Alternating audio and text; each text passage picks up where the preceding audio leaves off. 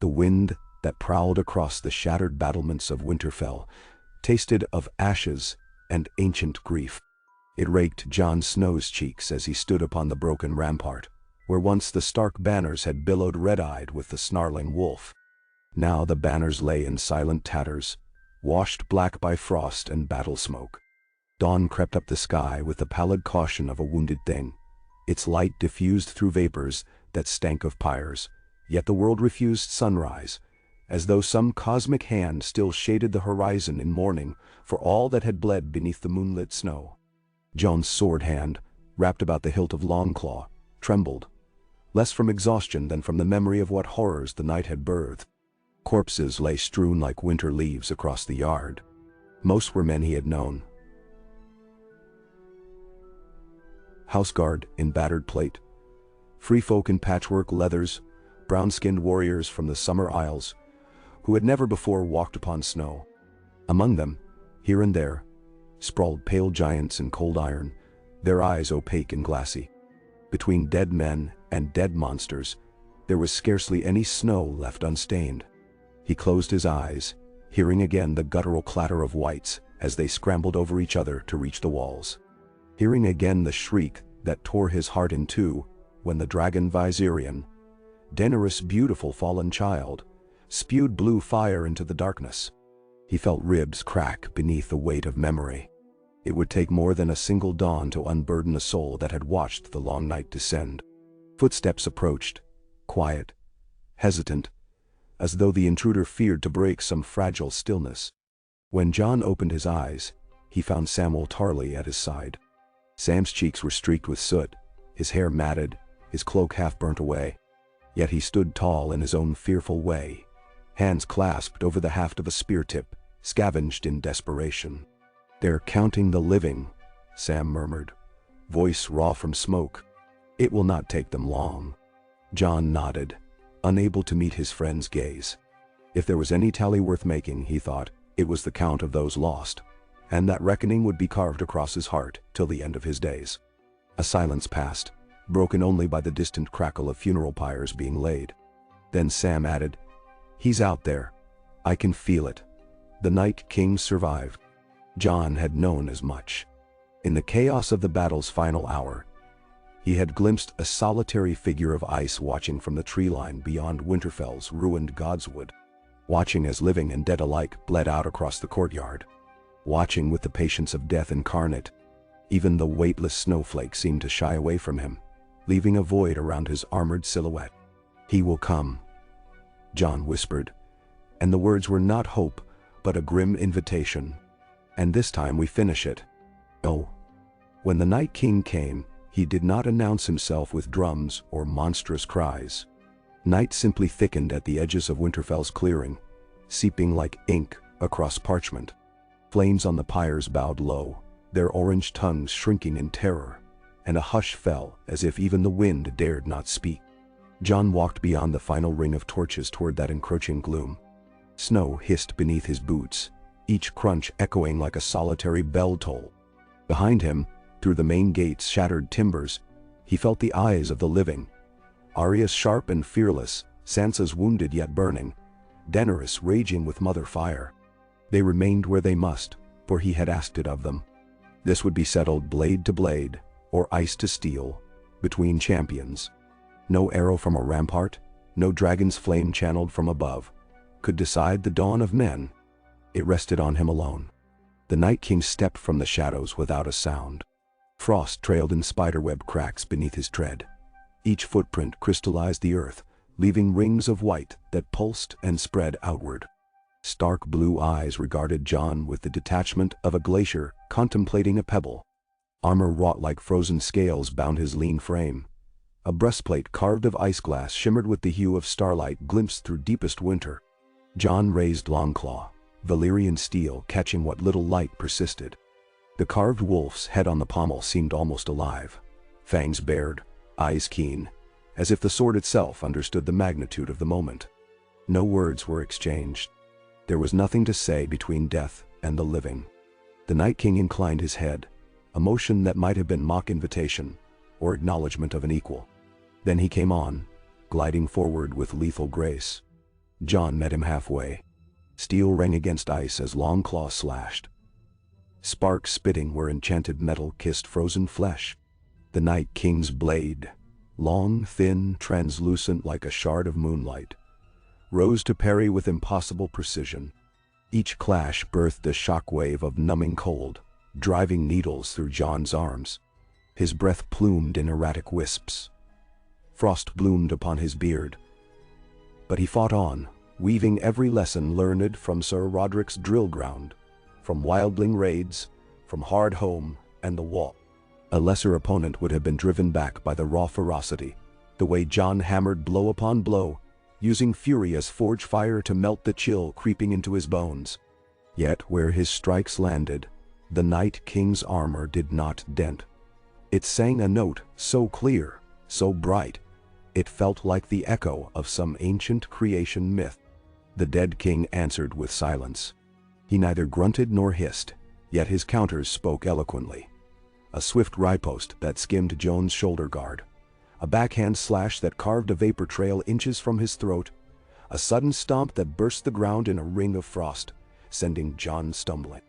Jon rolled, rose in a crouch, and lunged high, fighting for the helm before twisting into a low sweep.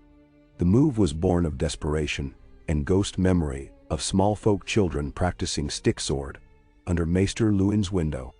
The Night King descended with his blade to block high, too late realizing the trick. Longclaw's edge hacked just above the undead champion's knee. Where Valyrian steel struck, the ice chipped in a starburst fracture. A thin mist hissed from the wound, and for the first time, Jon saw something akin to irritation flicker in those frozen eyes. He pressed his advantage, raining blows in a brutal cadence that forced the Night King back across the blood-stained snow. Each strike splintered more of the crystalline armor, leaving flakes swirling like glass shards in a winter gale. Sweat stung Jon's eyes. His arms burned with lactic fire, but he dared not slow. He thought of every face that had trusted him. Ed, Lyanna Mormont, Jorah, Theon. And he would not fail them now. Then the Night King pivoted, raising an open palm. A soundless tremor coursed outward. Beyond the torches, corpses shuddered. Limbs twitched. Lifeless throats began to gasp for false breath. "No!" Jon snarled, heart thundering.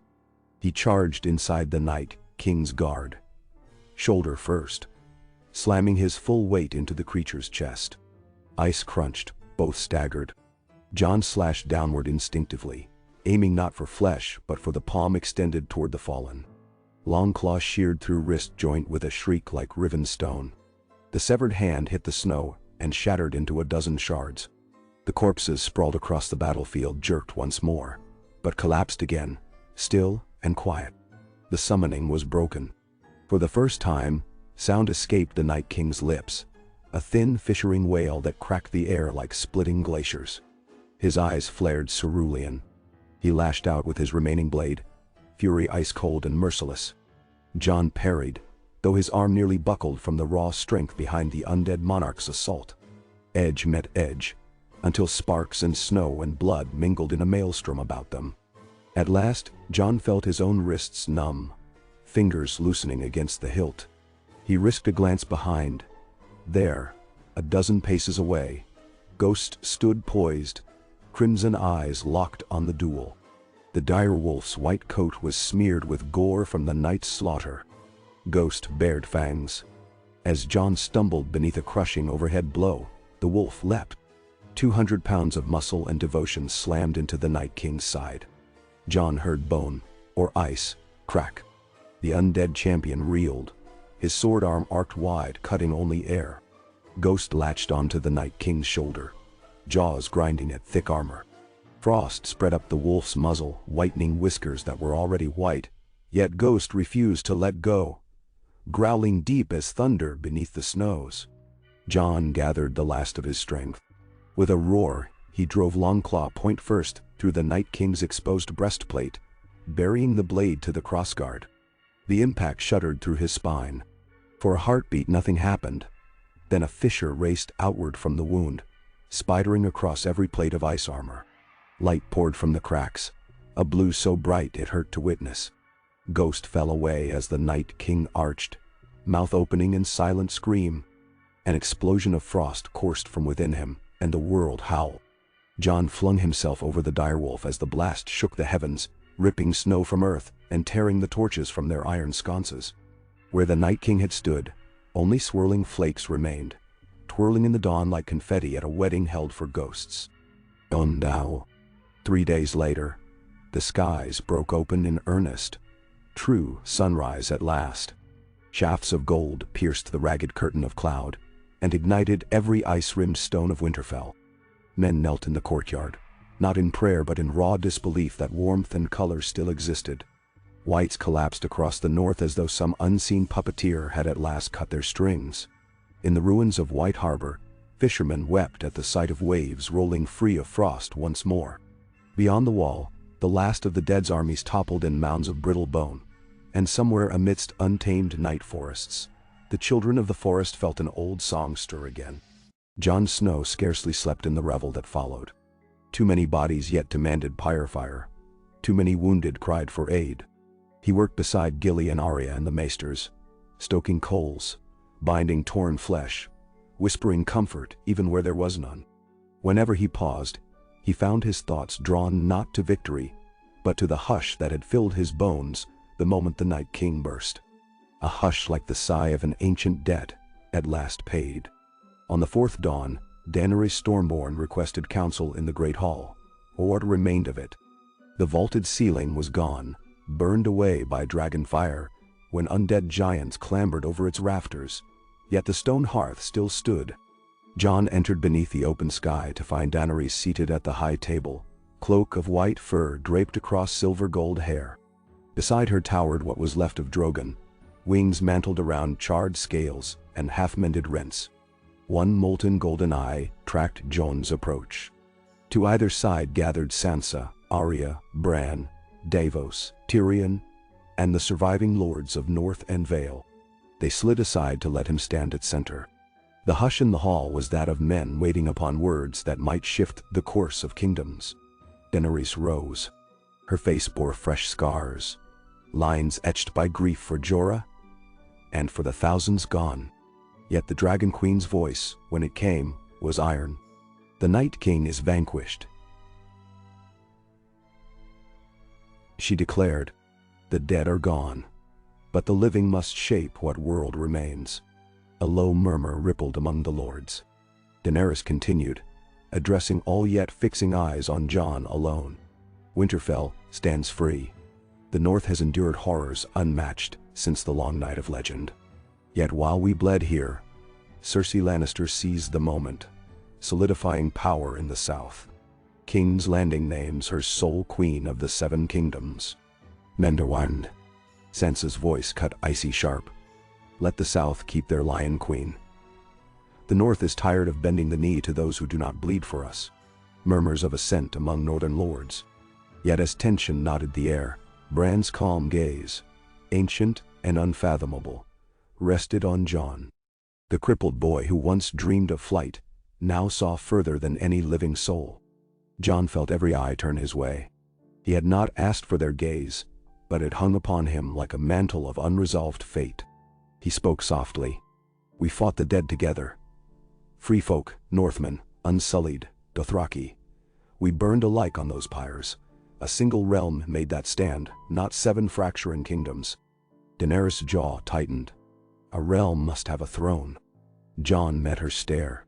In her violet eyes he saw simmering anger, but also something rawer. Fear that the battle she had dreamt of all her life, the liberation of Westeros, might now slip from her grasp. He stepped forward. Then let us take that throne back from the tyrant who stole it. Together. A hush. Davos exhaled relief. Tyrion tilted his head, lips pursed in calculating hope. Yet Sansa's brow furrowed. Arya's hand brushed the hilt of a dagger. Bran's eyes remained a mystery. Daenerys nodded once, yet uncertainty lingered like thunder beyond distant hills. The march south began on the 10th day, when supply wagons rumbled through Wintertown, and great trenches had cooled to blackened earth. Snow still lay thick across the King's Road, but the sky shone cobalt, and children emerged to pack slush into crude dragons and direwolves. Jon rode at the vanguard upon a shaggy grey destrier. Ghost trotted at his stirrup. Behind came banners of House Stark and Mormont, Glover and Reed, Hornwood and Serwyn. The silver lion of the Lannisters was conspicuously absent, yet Tyrion rode beneath the Stark direwolf, face obscured by a heavy hood. Daenerys flew overhead upon Drogon's massive shadow, though the dragon's flight was slow and halting while scabs of molten obsidian healed along his ribs. Her Unsullied marched in silent columns.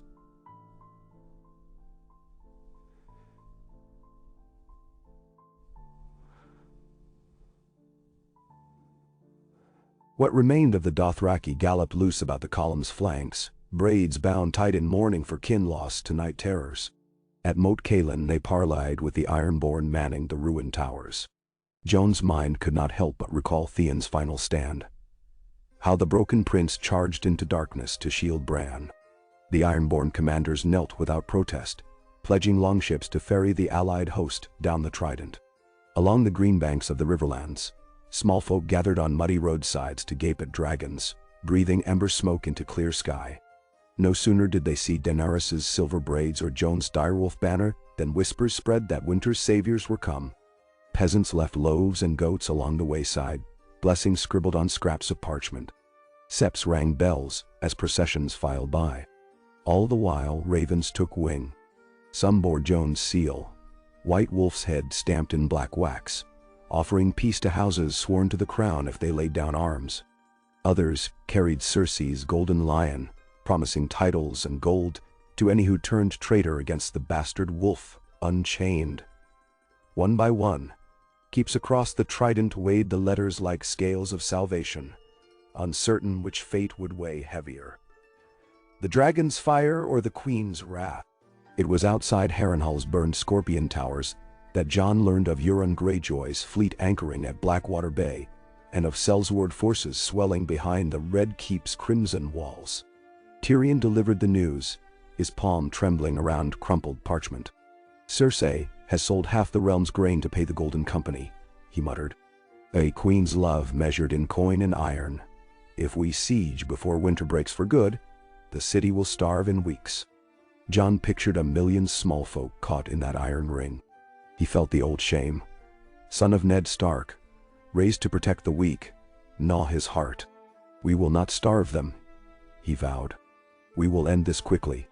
But quick endings are seldom merciful, and winter remembers. Now, King's Landing's white walls gleamed beneath spring sun as the allied host deployed across the King's Road's final rise. Gold cloaks manned battlements in ranks, crossbows bristling like porcupine quills. Euron's warships, sleek, dark, cruel, hemmed the harbor. Scorpions clustered along their decks, ebony bolts tipped with obsidian. Jon convened a war council in the shade of scrub oaks. Maps unfurled atop a makeshift table. The Mudgate, the Dragon Pit, Flea Bottom's Warren. Daenerys paced like a caged panther, eyes never leaving the sprawl of the city that had stolen her birthright. "Drogon and I break the Scorpions," she insisted. "The Unsullied seize the gates, the North pours through." "Break the Scorpions, Davos agreed. "But if you burn the ships, the bay fills with oil and bodies. That smoke will choke the city before the hour is out." Tyrion drummed stubby fingers. "We need a gate opened from within. Someone she trusts must do it." All eyes slid to Jaime Lannister, who stood silent at the table's edge, face gaunt, golden hair shorn unevenly, the stump of his right wrist wrapped in leather. The Kingslayer had ridden into camp 2 days prior under a flag of truce, surrendering himself to Daenerys and begging leave to plead with his sister. Jon had not yet decided whether the man deserved rope or redemption, but Tyrion now said, "He can take a detachment up the old spur of Visenya's hill. There is a postern gate behind the Dragon Pit, unwatched since the days of Maegor. Dendo." Daenerys' glare could have scorched steel. "And when he fails, my enemy stands within our tents." But Jaime's gray eyes held only exhaustion. "I intend to ring the bells," he said softly. "If they ring, call off the dragon. Let the city yield." Jon, remembering the moans of Harrenhal's Forsaken, knew that if the bells rang no reprieve would follow. Trusting one man's broken honor in the haze of war was folly, but damning millions out of doubt might prove the greater sin. He looked to Bran, whose sight ranged beyond mortal eyes. Bran merely stared, serene, as if some secret future waited behind his pupils. Jon chose. Jaime rode. Die. Battle began at dawn 2 days hence. Drogon swooped out of Cloudbank, fire beating in thunderous pulses across the bay. Masts exploded. Scorpions toppled in molten ruin. Euron's flagship cracked like a roasted chestnut. Yet in the streets, Cersei's sellswords held formation, horns blaring. Jon led the charge beneath the shadow of the dragon, Longclaw raised and Ghost howling at his side. Unsullied advanced in perfect phalanx.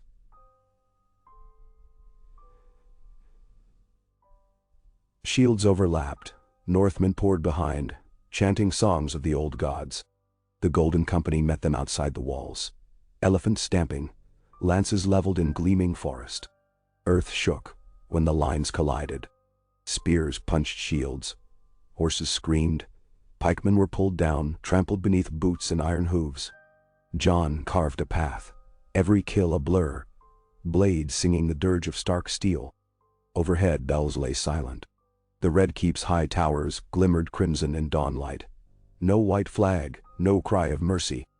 Jaime Lannister did not reach the gate. There, among the streets, he found his sister in the shattered remnants of the royal sept, crown sliding off her brow, tears turned hard as diamond.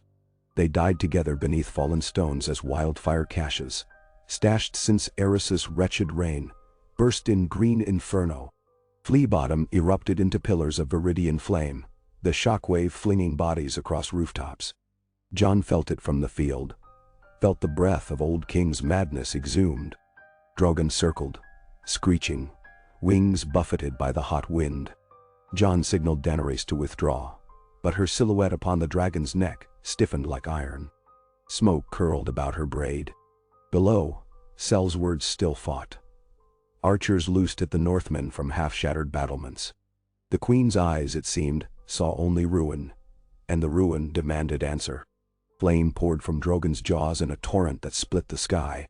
Jon watched, horror-stricken. As towers melted, streets burned, small folk ran screaming. He ran into the city, Ghost at heel, shouting for retreat, for mercy, for any soul to hear. But fire speaks a language older than pity. The dragon carved a path straight for the Red Keep's heart. Within the throne room's shattered roof, Daenerys alighted. When Jon arrived through ash-choked corridors, he found her before the Iron Throne, its barbs and blades glowing red. Her hands trembled, not with fear but with ecstasy. She reached, then paused at his voice. "Enough," he said, each syllable heavy as fallen stone. "The war is done." She turned, eyes luminous, tears cutting valleys through soot. "Done?" Her voice cracked. "It has only begun. We must break the wheel, Jon. A new realm born in fire and blood." "Now." He stepped forward, broken sword arm dangling. "You would break more than the wheel. You would break all of us." She advanced. "Will you stand aside?" The Iron Throne loomed behind her like a wicked grin. Jon saw snow drifting through the ruined ceiling. Snow or ash, or both entwined. He thought of the words of Maester Aemon, "Love is the death of duty." Yet here love and duty clashed, neither willing to yield. Outside, a single bell began to toll at last. Slow, mournful, far too late. Its knell rolled over burning streets where silent shadows curled. Jon flinched at the sound, tasting bitter iron on his tongue.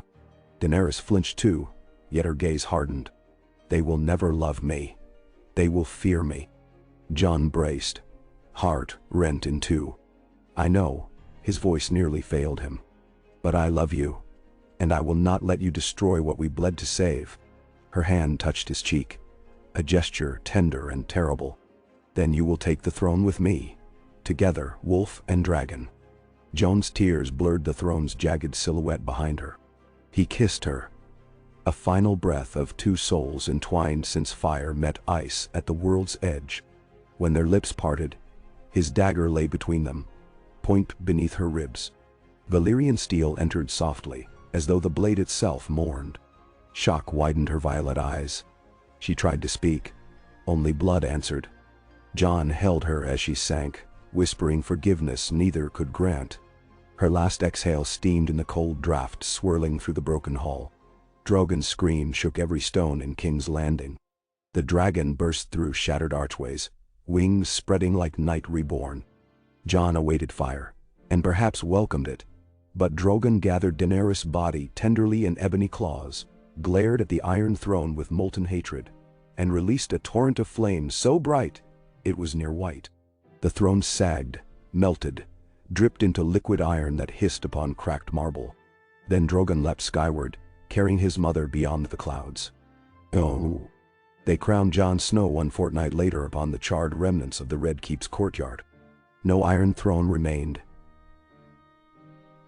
He was crowned instead upon a simple block of weirwood shipped from the Isle of Faces, its pale grain veined in crimson sap that looked eerily like frozen tears. The surviving lords of Westeros knelt. Gendry, newly minted Lord of Storm's End. Yara Greyjoy, harboring wounds deeper than flesh. Edmure Tully, called forth from quiet exile. Even the Prince of Dorne, unblooded and sharp-eyed, bowed. Sansa placed the circlet, silver, wrought with wolf and dragon scales, upon her brother's brow. Arya stood at his left, sword sheathed, free hand resting atop Ghost's head. Bran remained in his wheeled chair, distant yet present in a manner Jon scarcely understood. The crown's weight felt like an anvil forged of all he had sacrificed. Brothers of the Night's Watch, dreams of a life beyond duty, the heart he had buried with Daenerys beneath a cairn on Dragonstone's storm-beaten cliffs. Yet when he looked down upon the kneeling realm, broken, bleeding, yearning for dawn, Jon Snow, bastard and black brother and king in sorrow, understood the pact he accepted. He spoke not of conquest or destiny, but of rebuilding, of planting new weirwoods in king's gardens, of melting down melted swords to forge plowshares. He promised rain for the starved, healing for the wounded, and justice without fear or favor. His voice carried, steady and grave, across the hushed courtyard where wildfire scars still smoked. When he finished, none cheered. Instead, the people rose in solemn silence, as though fearing any loud exultation might wake nightmares yet unburied. Yet Jon felt something stir among them, fragile as the first crocus piercing through late winter snow. Hope. And hope, he thought, was a seed that could crack stone if one tended it with enough patience.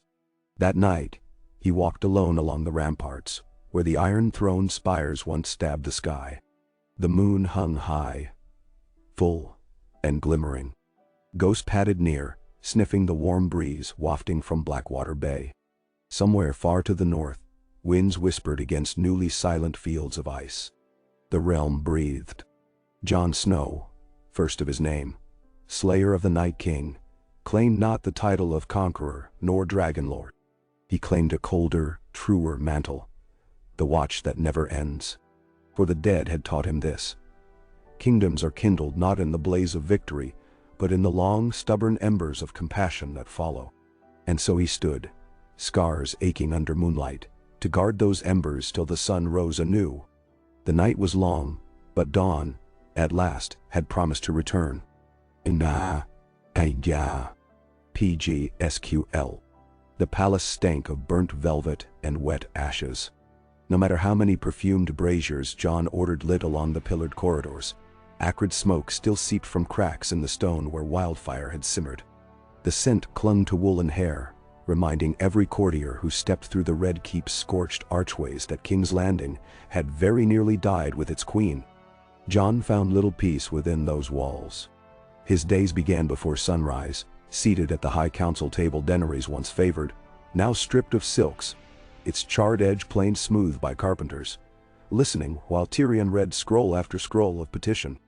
Grain shortages, broken levees, plague rumors in Flea Bottom, ships lost to lingering Euron loyalists, smuggler routes flowering in Blackwater Rush. Each missive bore its own quiet horror. The lords of Westeros had crowned him, yes, but crowns were lighter than ledger books, and the ledgers piled high.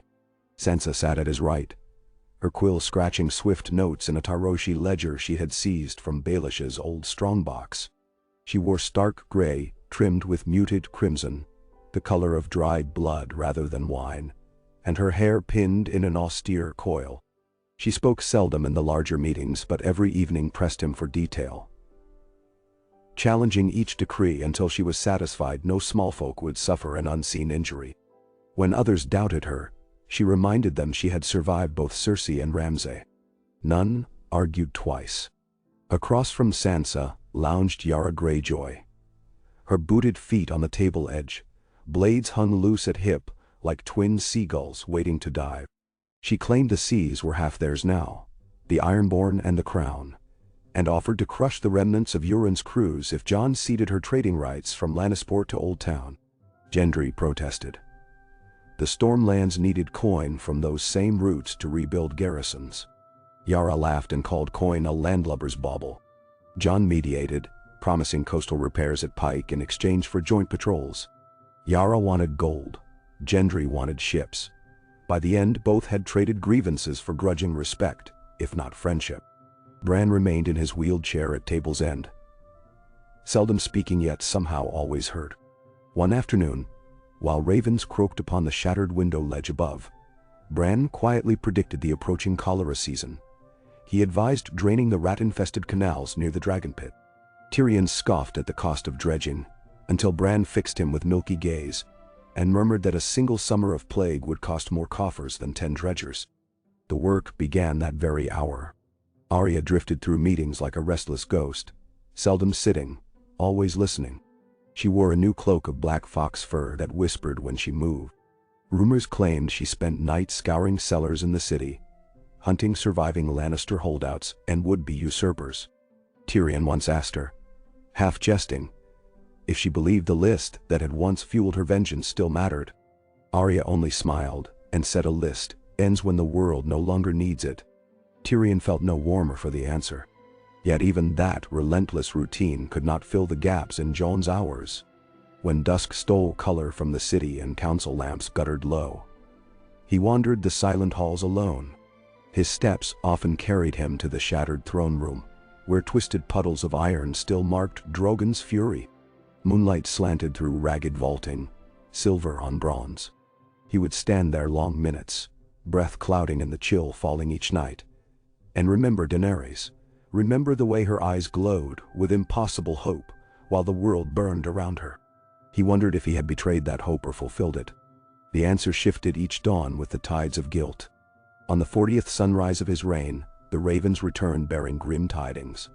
Spring's earlier warmth had coaxed locust swarms from the disputed lands east of Qohor, and those depths of black-winged hunger now flew west. Tyrion explained how locusts devoured crops in hours, leaving nothing but stalks. Jon stared at the map's inked coastline, picturing fields already weak from winter frost. They would need food from the Reach, but Highgarden still licked wounds from the Lannister sack. Worse, harvests there had been poor, the earth punished by wildfire ash drifting on southern winds. Gendry proposed sending royal galleys to Pentos for grain. Yara countered that Tyrosh offered cheaper stores if one tolerated heavy weevil spite. Sansa suggested rationing now rather than after barns were empty, but Lord Merryweather argued rations would spark riots before seeds even sprouted. The council argued louder. Jon listened until voices became thunder without shape. At last Ghost's low growl broke the din. The direwolf prowled nearer, red eyes sweeping the chamber, and silence tumbled like dice across the floor. Jon thanked his companion with a subtle gesture, then spoke quiet but firm. They would sail east to treat directly with the free cities. Choosing Pentos risked empowering magisters loyal to slave ships. Tyrosh meant pirates. He would lead the envoy himself, with Davos as master of sails, Tyrion for coin, and Arya for whisper knives in the dark alleys. Sansa would rule as hand in his absence. Bran would guide her with ravens. No one cheered, but none opposed him either. Jon felt fear gnaw under his ribs, not of fleets or storms, but of leaving the land he had saved so soon. Yet the realm's hunger could not wait on fear. The sea beckoned with both peril and promise. They set sail within a fortnight. 5 royal cogs bearing the new wolf and dragon banners slipped through Blackwater Rush by dawn's first blush. Ghosts dogged decks as though oceans were forests. Seamen crossed themselves and muttered of dire omens, but soon found the wolf chased away rats. Davos grinned at that. Best rat catcher south of the neck, he said, and Ghost accepted the title with solemn dignity. The narrow sea proved mercurial. One day, glassy calm under pastel dawns. Next, frothing whitecaps hammered planks, while sailors cursed gods old and new. Jon spent storms lashed to the quarterdeck beside Davos, hair matted, eyes narrowed against salt spray, feeling strangely alive in the chaos. At night he walked the main deck alone, thinking of the wall. Of nights he had paced the ice ramparts, listening to wind moan like restless spirits. The wall was gone now, melted under dragon flame and time.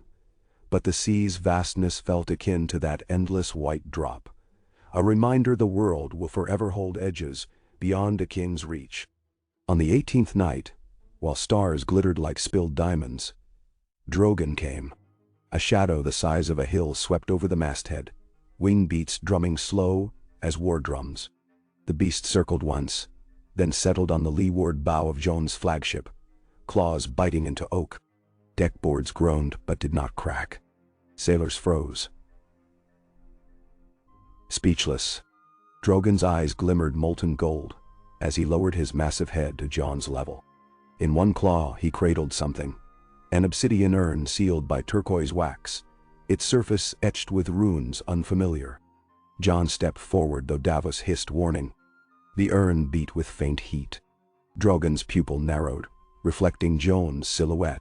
For a breath, the whole world shrank to that single gaze. Then, gently as snowfall, Drogon released his gift into Jon's arms, beat his wings twice, and ascended. He vanished into the star-thick sky without a roar, trailing embers like a comet's tail. Tyrion emerged from below, mouth agape. Jon placed the urn upon the deck. Runes glittered, shifting shapes as if alive. Arya knelt, brushing fingers lightly over the wax. It was warm enough to sting. No one moved for long minutes until Davos cleared his throat. "Best open it, Your Grace." Dragons seldom mail idle parcels. Jon preed the seal with Valyrian dagger point. When the lid loosened, a scent like burning cedar drifted out. Inside lay black glass shards, each the size of a raven's quill. Dragon glass, but sharper than any arrowhead. Nestled among them, wrapped in folded parchment, gleamed a ring wrought of silver and obsidian, inscribed with the shape of a direwolf entwined around a dragon's neck. Tyrion lifted the parchment, scanning quickly. Moonlight whitened his face. "It's Valyrian glyphs," he murmured. "Old ones, before the doom. A covenant, it seems. Blood of dusk, blood of dawn. Two made one to wield the breath of earth and sky," he swallowed. "It names you the dragon steward, Jon Snow. A pact binding Drogon to the crown so long as the blood of Stark and Targaryen mingles." Jon frowned. "There is no more Targaryen blood." "Perhaps there is more than you know," Tyrion replied softly, eyes flicking to the dark horizon where Drogon had vanished. "Or perhaps dragons heed those who earn their faith by deed, rather than birth." Arya tested a shard. It sliced clean through rope fiber with barely a push. "If locusts reach Westeros, these will prove sharper than hunger." They stored the urn in a sealed chest, ever guarded by Ghost. Sailors whispered. The king had tamed the last dragon. They prayed no tempest would dare strike such a ship. Superstitions aside, the sea calmed thereafter, as though Drogon's silent blessing smoothed waves. Pentos welcomed them with splendor laced by fear. Magister Illyrio Mopates, older, fatter, but no less shrewd, hobbled out to greet the Wolf King with near reverence. He remembered Daenerys, remembered Viserys too, and perhaps feared the ghost of his own ambition now perched upon Jon's shoulder. The Magister offered feasts, elephants draped in crimson sashes, dancers dusted with gold. Jon declined most luxuries, accepting only audience in Illyrio's marble courtyard, where orange trees perfumed warm evening air. They bargained 3 nights under lantern glow. Illyria wanted dock rights in King's Landing stretching 20 years, Tyrion argued 10. They settled at 15, with tariffs fixed low enough to feed Westeros yet high enough to keep Pentoshi pride intact. The grain ships would sail within a moon's turn. In return, Jon promised escort by Yara's rebuilt Iron Fleet, ensuring pirates thought twice before harrying supply lines. Yet the council soon learned Pentos fields alone could not fill Westerosi barns.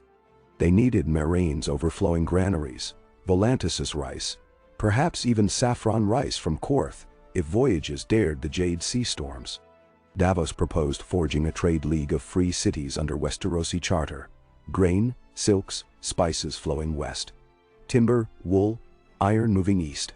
Tyrion's eyes lit with the prospect of coffers, refilled without endless taxes. Jon ordered letters drafted to Tyrosh, Myr, and Volantis. While scribes inked, Arya vanished into Pentos night markets. She returned 2 mornings later, leading a gaunt young girl with cropped hair and haunted eyes. The child spoke barely a whisper of common. Yet Arya insisted she was a master pickpocket, who'd overheard conspirators plotting to kidnap Jon for a ransom. Davos doubted. Tyrion sighed at another stray to feed. But the girl, who called herself Lares, though Arya suspected it was stolen, proved true. She led guards to a wine cellar where 4 sellswords waited with ropes and blackjacks. They were executed at dawn. Jon granted Lares a place among the royal pages and promised no chains would ever bind her again. She cried at his feet, though whether in gratitude or disbelief none could say. With grain secured, they prepared to sail home. Illyrio, ever the smuggler of destinies, offered final counsel. Beware the sons of the Harpy stirring anew in Meereen. Emboldened by rumors the Dragon Queen was dead. He also hinted Qyburn's old apprentices, scattered after Cersei's fall, now trafficked in dark powders south of Volantis. Jon tucked those warnings away like hidden daggers. The return voyage proved slower. Storms chased them along the stepstones. One night lightning shattered their mainmast and sent sailors scrambling to cut burning canvas. Jon stood shoulder to shoulder with Davos, hauling lines amidst rain so hard it felt like knives. Ghost howled against wind, soaked but unbowed. When dawn broke, half the fleet lay scattered, but every hull survived. As they neared Blackwater Bay, ravens arrived, each scroll sealing urgent wax. Sansa wrote first. Plague in Fleabottom had flared despite dredging. She'd quarantined districts under Bran's guidance, yet panic brewed. Next came Gendry's seal. Stormlords skirmished with Ironborn over disputed docks near Tarth. Blood spilled, trade halting. Last, a black ribbon bore Yara's crest. Euron's last flagship, Silence Reborn, now prowled the narrow sea under a new captain claiming to be the Kraken returned from death. The monster hunted grain convoys. Jon read the messages beneath a pale sunset. Each scroll weighed heavier than the granite he once hauled to the Night's Watch kitchens. He looked to Tyrion. The dwarf's face seemed older than mere months could carve. "A king's work is never done," Tyrion murmured. "But at least yours lacks boredom." They sailed through the mouth of Blackwater beneath dawn's first embers. King's Landing came into view, its skyline studded with new timber scaffolds clinging to half-ruined spires. Smoke rose from smithies where melted swords were reforged into plowshares, just as Jon decreed. The smell was of iron and possibility. Sansa awaited at dock, flanked by city watch in fresh gray cloaks, the color of neutrality, she explained, for gold cloaks had become a symbol of tyranny. Her relief at Yon's safe return flashed across features, usually schooled to poise. Yet, worry soon replaced it. Plague had claimed 200 in the Warrens, and quacks blamed the dredging for stirring foul spirits. Bran, however, suspected water rats carried the sickness from decaying wildfire tunnels beneath the city. Tunnels Aerys built, tunnels Cersei exploited, tunnels now collapsing under their own rot. Jon convened council that evening. Bran proposed flooding the lower tunnels, letting seawater cleanse toxins before pumping them out. Davos volunteered smugglers who knew those passages intimately. Better any shiprat in darkness than a lord in perfumed robes. Tyrion cringed at cost. Sansa argued cost meant little if plague spread to noble vaults. The order passed before moonrise. 2 days later, a tremor rattled King's Landing as seawater crashed into caverns beneath the Red Keep. Streets trembled. A watchtower toppled, but the tunnels drowned. When water receded, workers found charred skulls, barrels of stale wildfire, and rusted chains still clasped to skeletal wrists. Arya led the pyres personally, ensuring no corpse rose to haunt again. Plague cases fell within the week, though whispers spoke of ghosts screaming each night from the flooded vaults. Jon, hearing them himself in sleepless hours, wondered if kings could ever silence the dead they inherit. Word soon came from the Reach. The locust swarm crossed seas on freak winds and was sighted near Old Town's lighthouse, devouring orchards as it went north. Maesters predicted flight paths. Ravens flew frantic. Tyrell bannermen burned fields preemptively to deny the insects food, yet each controlled burn robbed the realm of harvest. Jon summoned lords to council. Hightower, Redwine, Merryweather, even Fossaway cousins. They argued pesticides, smoke trenches, prayer. None seemed enough. That evening, Jon climbed the highest remnant of Maegor's holdfast and stared across the horizon. The air smelled of coming rain. He thought of Hardhome, of endless ranks of whites, of fighting hopeless battles. Locusts were simpler, yet no less ravenous. He whispered to the wind that he had slain a king of death. Should hunger now defeat him? Clouds rolled low, rumbling uncertain. Dawn delivered an answer of sorts. Drogon returned, winging over the city with a thunderclap of air. He circled low, landed atop the half-ruined dragon pit, and roared, a sound not of fury but summons. Jon rode through early fog to meet him. The beast lowered his neck. Scarred scales glinted crimson. Jon placed a hand upon warm hide, feeling heartbeats like drums. Drogon's golden eye fixed northward toward the Reach. Jon understood. Dragonfire could stop locusts. Yet dragonfire also burned crops, homes, people. He called council at first light. Many opposed. Tyrion feared another King's Landing inferno. Sansa argued fire might do more harm than insects. Hightower lords scoffed, claiming dragons attracted as much doom as they quashed. Arya, however, asked one question. Will the crops regrow if scorched with shallow flame? Maester Walken, summoned from Winterfell, replied that certain grains sprouted stronger after controlled burns. The debate simmered. In the end, Jon chose risk over starvation, but with strict rules.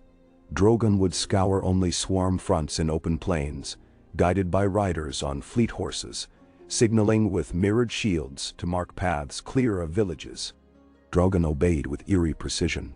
He flew low over golden wheat seas, expelling sheets of flame that crisped locust masses to ash, yet left roots alive. Ash fertilized soil. Rain soon dissolved char into earth.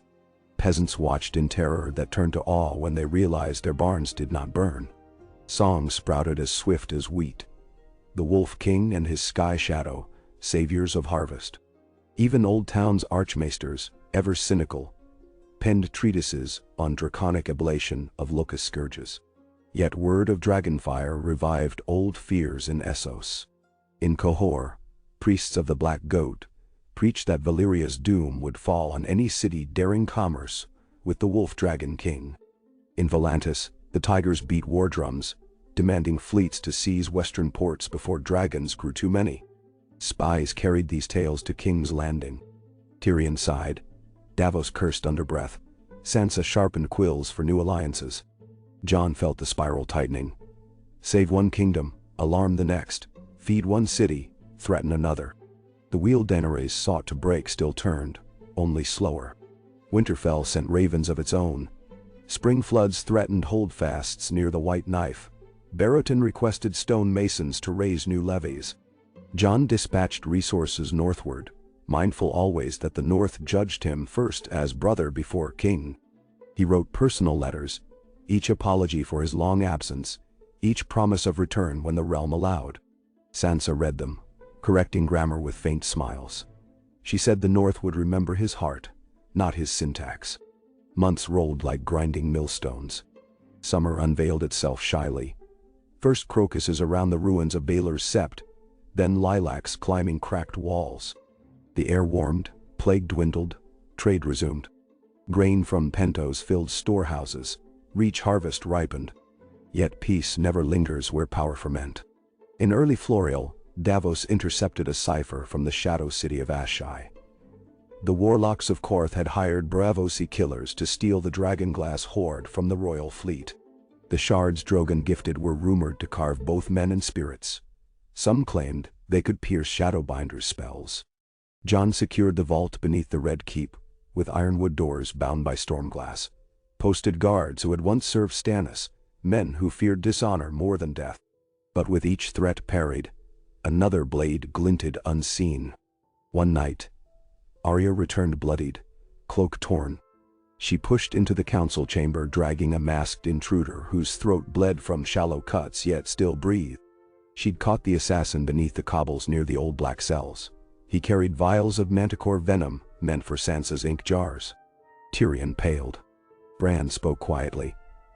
More will come. The world hunts any monarch who holds dragonfire without dragon blood.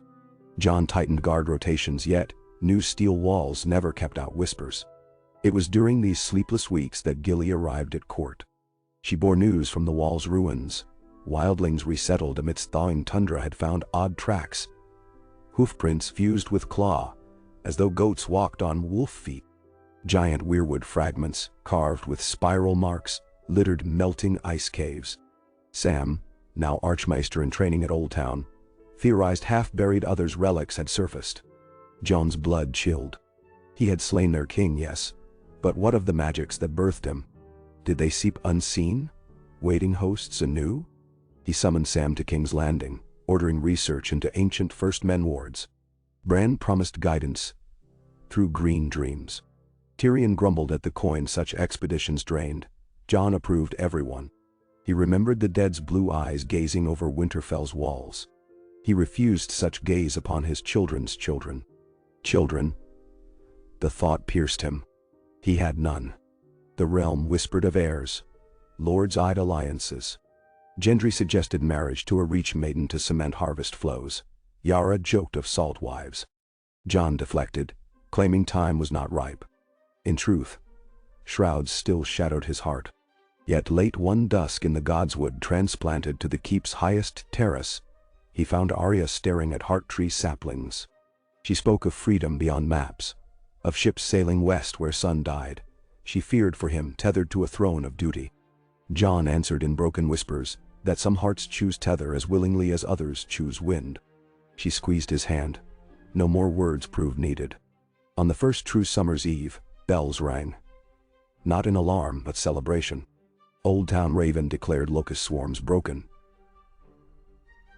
Harvest secure. Jon called for citywide feast. Open fires in every square, barrels of arbor wine uncorked, musicians on platforms built from salvaged throne room beams. Citizens poured into torchlit streets. Bakers, septons, silent sisters, even reformed gold cloaks wearing gray. They danced beneath banners of the dire wolf and a new sigil. Dragon wings unfurled around a snowflake star. Jon walked among them unarmored, ghost padding gentle at heel, and felt for the first time a flicker of belonging to this city of soot and song. Children ran up to touch the direwolf. Ghost suffered it with bored dignity. Old women pressed bread into the king's hands. He offered to trade for coin. They laughed in his face, calling him our snow stag of mercy, and telling him to eat before he vanished on wind again. He ate, tearing warm crust, while juice of onion seeped down his chin, and for a heartbeat he was but a young man from Winterfell again, belly full, face heat-flushed under summer lanterns. Midnight neared when Bran's ravens descended in a whirlwind of wings. Jon knew before scrolls unfurled. Trouble. Bran's message spoke of Dorne. The new prince had been assassinated, blade laced with basilisk blood. His daughter, a child scarcely 10, survived hidden by guards, but the capital Sunspear now teetered under usurper banners, raised by a disgraced Martell cousin wielding sellswords from Yunkai. Worse, Rumor claimed the usurper sought alliance with Volantine tigers, trading harbor rights for coin. Tyrion sighed that the Game of Thrones persisted. Davos muttered salt curses. Sansa simply set down her cup, eyes distant but unbowed. Jon looked up to summer stars and felt them suddenly cold. He turned to the crowd behind. Still dancing? Still singing, unaware the realm's tapestry frayed anew at its southern hem. He wondered whether dawn would ever bring news not clawed by chaos. Yet he remembered the wall at dawn's long gone. Wind howling, rime thick on armor, foes countless. Still, he had held. One holds or all fall. So he breathed deep, tasting smoke and spiced wine, and accepted Dorne's summons. Before the bells ceased, riders sped from the Red Keep, their torches streaking across night like comets. 18 would ride to Sunspear. One carried only a small obsidian ring, twin beasts entwined, meant to remind all who saw that dragons may die, but flame traveled wherever the wind of duty blew. As summer deepened, Jon Snow, once bastard of Winterfell, now king of shattered crowns, packed provisions for desert roads. Ghost watched, ears twitching. Drogon roosted on Dragonstone's scorched cliffs, awaiting Sky's next call. Arya sharpened blades, eager to test sand against steel. Sansa drafted edicts to keep King's Landing breathing. Bran's ravens circled higher, scanning tapestry threads invisible to mortal sight.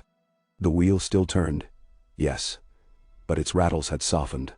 Timber replaced iron. Grain sacks weighed spokes heavier than blades.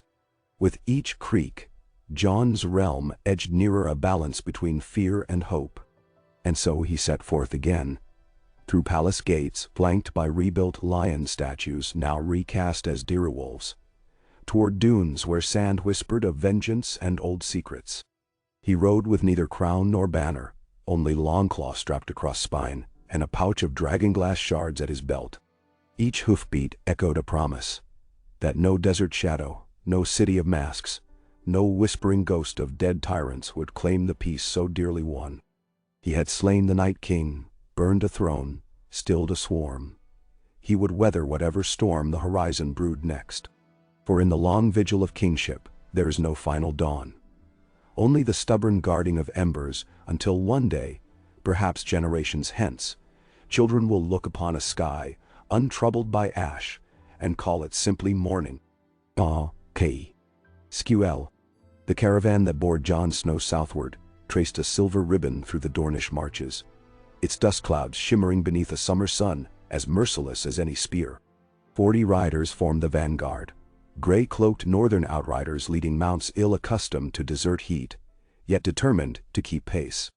Behind them rattled wagons of fresh water, citadel medicines, and timber for improvised palisades should siege follow parley. Davos Seaworth steered the lead cart, shouting ribald warnings whenever sand threatened to swallow a wheel. Arya slipped ahead on a sand-colored mare, scouting for ambush. Sometimes she vanished for half a day before slipping back into camp at dusk, with a half-smile and news of bandit tracks or desert wells, whose rims were black with scorpions. Jon rode at the center beneath a plain cloak, the color of faded slate, long claw strapped across his back, the dragon-glass pouch hanging at hip. The weight of crown and council he left in King's Landing. Here, among shifting dunes and singing wind, he needed the instincts of ranger more than ruler. At night, he lay awake beside dying cook-fires, listening to ghost prowl just beyond lamplight, the direwolf's low growls chasing jackals from the mules. Each dawn he woke coated in fine grit, the taste of salt and sunburn on his lips, feeling more alive than inside marble halls, yet burdened by the reason for this trek. Civil war once again coiling around the realm's throat. 2 weeks' ride south of Red Watch Tower they met the first refugees. Broken caravans fleeing Sunspear with whatever possessions they could drag on lame donkeys. One boy, face blistered, told how red banners bearing a black sunburst now flew above the Shadow City walls. Another whispered that food stores were being stockpiled for a siege. Children pressed into labor, water rations cut. Jon ordered his surgeons to triage the worst wounded. Davos shared salt pork and oranges until supply wagons hung light. When he offered escort northward, most shook their heads. Their homes lay behind them in Dorne's burning heart. they would not abandon them forever. As campfires dwindled, a gaunt woman approached the king's circle. She knelt, not in homage, but to place in Jon's hands a tattered sash dyed sunset red. "Prince Coran was a good boy," she rasped. "He fed the poor from water gardens. He saved my sons from fever with Maester's potions, bringing back to us sword of spring." Her tears darkened sand. Jon folded the sash, promising nothing but honest effort, yet her words tattooed themselves upon his resolve. 3 nights later, Arya returned from scouting dunes west of Ghost Hill, with more troubling news. She had trailed a company of mercenaries wearing yellow silk armbands, a sign of the Golden Company, now sworn to the Martell usurper, Lord Ulrich of Sandstone March. Worse, their camp contained war horses bearing sets of ornate bronze plates, etched with fire worship runes from Volantis, proof the tigers lended coin and steel. Arya produced a strip of vellum stolen from the command tent. It carried a seal, a crimson kraken crossing a black sunburst. Euron's heir, or some pretender using terror's memory. Either way, Ironborn influence slithered where it found purchase. Jon convened his warband beneath a crescent moon. Davos argued for speed. If they marched at once through the Boneway passes and invested Sunspear before Volantene ships arrived, they might starve Ulrich quickly. The Northmen, hardened to cold but not to thirst, murmured unease at desert sieges. Arya counseled striking the mercenary column first, cutting hired muscle before it could reinforce city walls. Ghost huffed as though agreeing. Jon weighed both.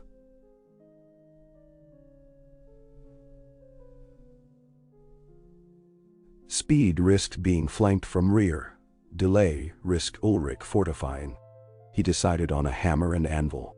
While the main caravan pressed the Boneway, Arya would lead 30 silent blades, North's best trackers and Dornish loyalists, to shadow the mercenaries, sabotaging supply lines, poisoning wells, bleeding them until they limped rather than marched. Then, at Sunspear's gates, the depleted sellswords would shatter against Jon's assault. Dawn saw stealth party fade into dune mirage, Arya at its head, Sandscarf dancing. Jon watched until the horizon swallowed her, trusting steel and ghosts to guard her steps. He then turned south. Heart steady but knotted. Leadership, he had learned, was cutting pieces of soul away to save the whole. The Boneway Pass proved a trial by oven heat. Steep sandstone ridges herded wind into scorching gusts. Men fainted, tongues swollen. Mules brayed in misery. At narrow defile dubbed Scorpion's Spine, they found the road choked by fallen boulders, fresh collapse. Traces of blasted black powder clung to rubble. Sabotage. Labor crews toiled 2 days shifting stone enough for wagons, while Ghost prowled clifftops to warn off lurking archers. Each sunset glowed crimson like spilled Martell blood. On the third dusk, Bran's raven arrived, a dark blot descending upon saffron sky. The note tied to its leg bore Sansa's loops. King's Landing waterworks held, plague ebbing. Reach harvest promised surplus. Yet whispers spread that the High Septon questioned Jon's legitimacy, citing kinslaying and unlawful crowning. Faith zealots might rally behind a southern rebel if victory seemed near. Jon's jaw tightened. Memory of Ned Stark kneeling before Robert's usurped throne flickered. Thrones birthed endless judgments, each claimant facing blades both steel and scripture. He penned reply assuring Sansa he would resolve Sunspear swiftly, then sent Raven aloft with silent prayer. 2 days hence the pass widened into salt-rimmed plain, where dunes rolled toward Twilight Sea. Columns of dust on horizon marked marching soldiery. Jon ordered halt beyond view. Scouts confirmed Ulrich's mercenary band limping, wagons half-burned, men rationing horseblood. Arya's work. That evening a sandstorm cloaked heavens. Thunderless, it howled dry rage. Jon seized opportunity. Under veil of swirling grit, they advanced. Northern dirks muted by leather, Dornish loyalists guiding through known gullies. When the storm's eye passed overhead, Jon's forces burst from the gloom like wraiths. Panic gutted the mercenaries. Bonfires whipped out, embers choking in dust. Horses tore free, trampling tents. Jon carved a path toward Command Pavilion, Ghost at flank. Long-clawed dancing silver arcs that froze limbs mid-swing, until men collapsed alive, but bleeding sand. He spared whichever threw down arms, coin loyal, not cause loyal. Within heart of camp, Ulrich's Volantine paymaster. One Captain Xandros drew curved, saber-crusted with amethyst pommel. Jon disarmed him with single riposte, then offered surrender. Xandros spat that the Tiger Triarchs would string Westerosi wolf as wall trophy. Ghost leapt, jaws closing over saber arm. Xandros screamed surrender too late. By dawn, the mercenary force dissolved. Survivors accepted parole, allowed to march north, weapons broken, under oath not to bear arms in Westeros for 10 years. Jon confiscated their grain wagons for his own half-starved troops, then signaled Oria via mirror flash sheathed in sun. Her shadow replied from Dunecrest, "Mission done." She later returned half-masked by sand, grin and eyes alike alight. "I left 3 barrels of black powder beside Ulrich's own wine cache," she said. Imagine his face when the first toast lights the sky. Ghost Hill's gates opened at Jon's arrival. The castle's dowager lady, Mora Sanagar, welcomed him with watery eyes. She had sheltered dozens of orphaned Water Garden's children after Ulrich's coup. Food ran thin, but loyalty thickened. Jon left Davos and a platoon to bolster the holdfast, promising more supplies after Sunspear fell. Mora pressed a gilded spear into his hands, relic of Prince Oberyn, saying, "Let this fly again for House Martell." Jon strapped it across his saddle, though gold made poor camouflage. Sunspear's skyline breached horizon 3 days later. Tall, sand-colored domes, triple-ringed walls glinting copper under midday blaze, sea canals threading shadowed alleys. Black sunburst banners snapped from spear towers. Jon's host encamped among date palms half a league distant, digging trenches before evening cooled. Ghost padded perimeter, ears swiveling at cicada chorus. Inside Jon's command tent, maps unfurled over crates of citrus. The walls were thickest facing land, thinner along sea but protected by scorpion ballistae. Jon lacked siege engines. Speed was essential. Shock to crack gate before Volantine fleet sailed. At moonrise, Arya infiltrated the Shadow City with 3 sand skins of wildfire gleaned from Cersei's drowned cache. She would light them beneath granaries inside inner wall, cause confusion, then signal with violet flare arrow. Simultaneously, Davos smuggler cohort would slip through seaward drainage culvert at low tide, hack chains, raise portcullis. Jon would lead main assault through breach, golden spear raised as rallying signal to Dornish loyalists still hiding. Risk stacked on risk, yet hesitation fed tyrants. Midnight wind carried scent of brine and treachery. Jon stood at forward trench, helm off, stars mirrored in sweat upon brow. He recalled Mance Raider beneath wall's shadow, telling him brave plans often sprout in night, wilt by dawn. He prayed this one would bloom. The violet flare streaked sky an hour before dawn. Drums answered, Jones beating raw fury. Northmen roared, charging dunes toward gate. Scorpions loosed quarrels, but Arya's fires had ignited powder barrels near armory. Smoke choked battlements. Crews fled gagging. Davos smuggler vanguard burst portcullis. Chains snapping. Jon, spear flashing, vaulted rubble as Ghost tackled first guard atop parapet. Street fighting churned like whirlpools. Sandstone alleys twisted, archers loosed from rooftops. Jon's shield men raised mantlets hastily to cover crosslanes. Loyalists emerged, kitchen maids with rusted daggers, former guards wearing orange shawls. They joined northern ranks, turning each corner into seething mosaic of accents and banners. Jon pressed toward Palace of the Sun, where Ulrich supposedly held Prince captive. Resistance thickened, Golden Company remnants holding choke points, pavises painted Kraken sun. Jon's golden spear whirled, cracking shield rims, its relic weight oddly buoyant in his hands. Longclaw finished what spear opened, Valyrian edge slicing through gilded breastplates like parchment. In Palace forecourt, Ulrich waited in ornate scaled armor tinted umber, dusk-red cloak swirling. He brandished a slender blade forged of black-red steel, damascene ripple catching sunrise. His voice carried arrogance. Bastard king, breaker of queens? Think you to claim the Scorpion's throne? Dorn bows to no wolf. Jon answered with silence, stepping onto hot flagstones. Around them battle clanged, yet for an instant the courtyard hushed as fate swayed. Ulrich lunged fast as sand viper. Jon parried, sparks hissing. Ulrich's style blended water dance grace with Braavosi finger cuts, aiming wrists and tendons. Twice he nicked Jon's gauntlet, drawing beads of blood. But Longclaw's reach and Jon's north-honed grit prevailed. He absorbed feints, countered with bone-heavy blows, forcing Ulrich back across mosaic depicting Nymeria's arrival. At last Jon trapped Ulrich's sword arm under shaft of Oberyn's spear, twisting. The relic snapped, a sacrilegious crack, but the maneuver disarmed Ulrich, blade skittering. Jon leveled Longclaw at the usurper's throat. Ulrich spat curses of lion queens and foreign fishmen. Jon gave him choice: trial by Dornish law or the final mercy of steel. Ulrich sneered, claiming no court alive could judge a prince of Dorne. Arya, arriving blood-spattered, slid needle beneath his ribs before Jon replied. Ulrich sagged, gurgling. Arya wiped blade on his cloak and said, "Now the sands will judge." Jon sighed, sadness mixing with grudging relief. The coup decapitated without martyr spectacle. When palace doors crashed inward, they found young Princess Arianwen, 10 summers old, clutching broken loot in lacquered room strewn with toppled books. Her maids bowed low at sight of golden spear shards and wolf banner. Jon knelt, introducing himself not as king but as friend of her murdered father. Arianwen studied him with eyes sharp as garnet. "Father said the north watches stars from ice,"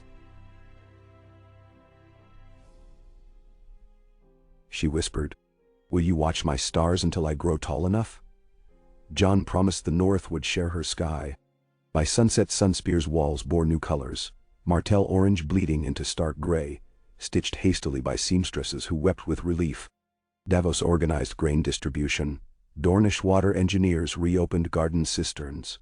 Ghost prowled palace corridors, sniffing for poison. Triarch paid mercenaries surrendered in droves, fearful of northern vengeance. They were offered ship passage to Tyrosh if they swore to spread word. The Wolf King punishes tyrants but spares the hungry. Letters flew. One to Sansa confirming victory, another to Old Town urging maesters south to tutor Arianwen, a third to the High Septon requesting audience to settle talk of kinslaying. Jon would walk barefoot to the sept if absolution meant unity. Tyrion's raven reply came swift. Faith might pardon if Jon funds restoration of war-torn septs and promises trial reforms. Coin for forgiveness. Politics eternal. Yet deeper storms brewed.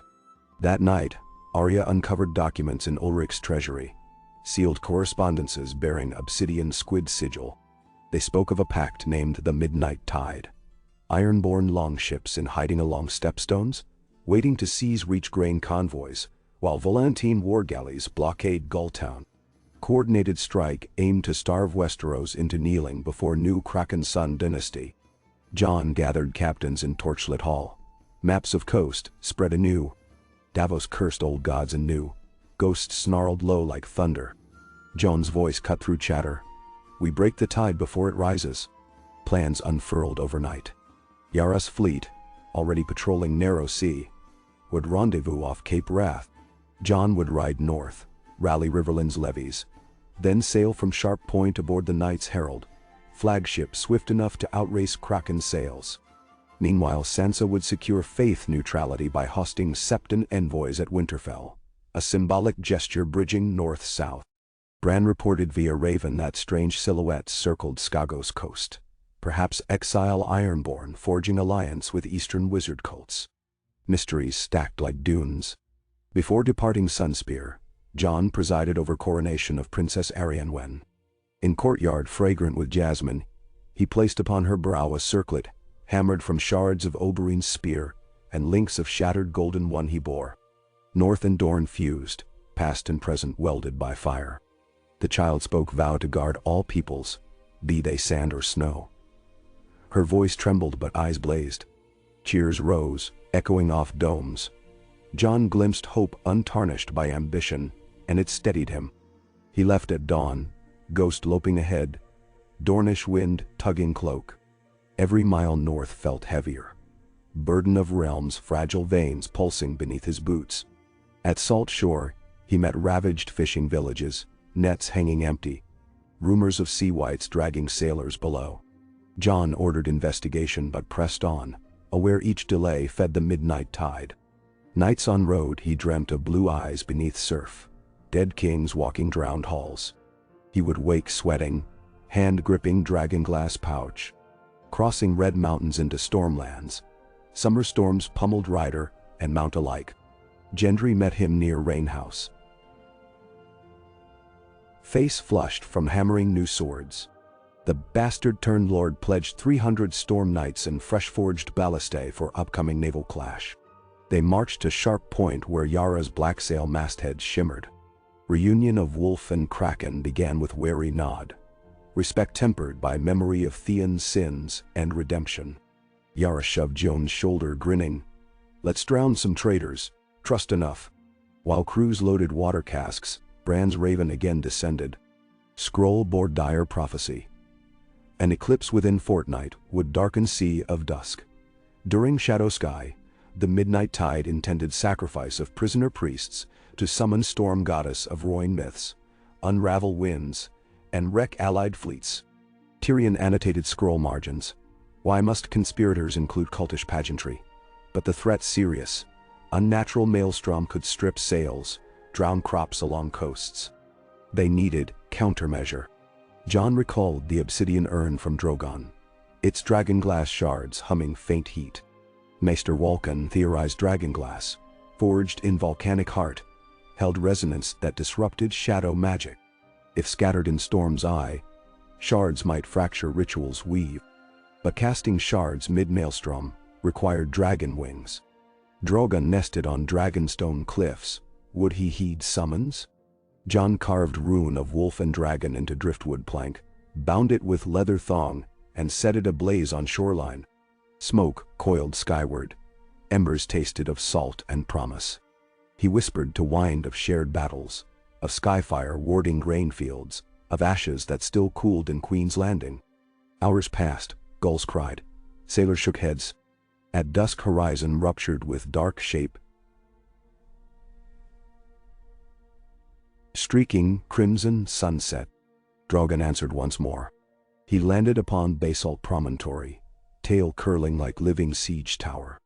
Jon approached, touching scarred snout. Golden eye reflected twin silhouettes, man and beast entwined by necessity. Drogon bent wing, inviting. Knights heralds sailed next dawn with Drogon circling overhead. Omen of dread or salvation. Fleet cut through choppy swells. Gendry commanded starboard ballista crews. Davos charted reefs. 2 days later, moon waned blood red. Eclipse loomed on horizon, sun's gold turning sickly above. Scouts sighted midnight tide. Half-dozen iron-borne longships ringed around rotting hulk borne on black barges. An altar decked in squid banners and sunburst standards. Chanting drifted across water, guttural, rising. Storm clouds churned, a wind lay eerily calm. Lightning flickered violet within anvils. Jon, astride Drogon, soared into low sky just as lunar shadow devoured sun. Darkness fell like curtain. Waves glistened oily murk. On altar deck, hooded priests raised daggers over kneeling captives. Ironborn drums pounded. Sea began to churn outward. Spiraling. Jon felt hairs rise, magic older than kingdoms breathing. He guided Drogon into heart of swirl. The dragon shrieked, banking hard against twisting pressure. Jon loosed dragonglass shards, handful after handful, each piece catching faint glow, then plunging into vortex.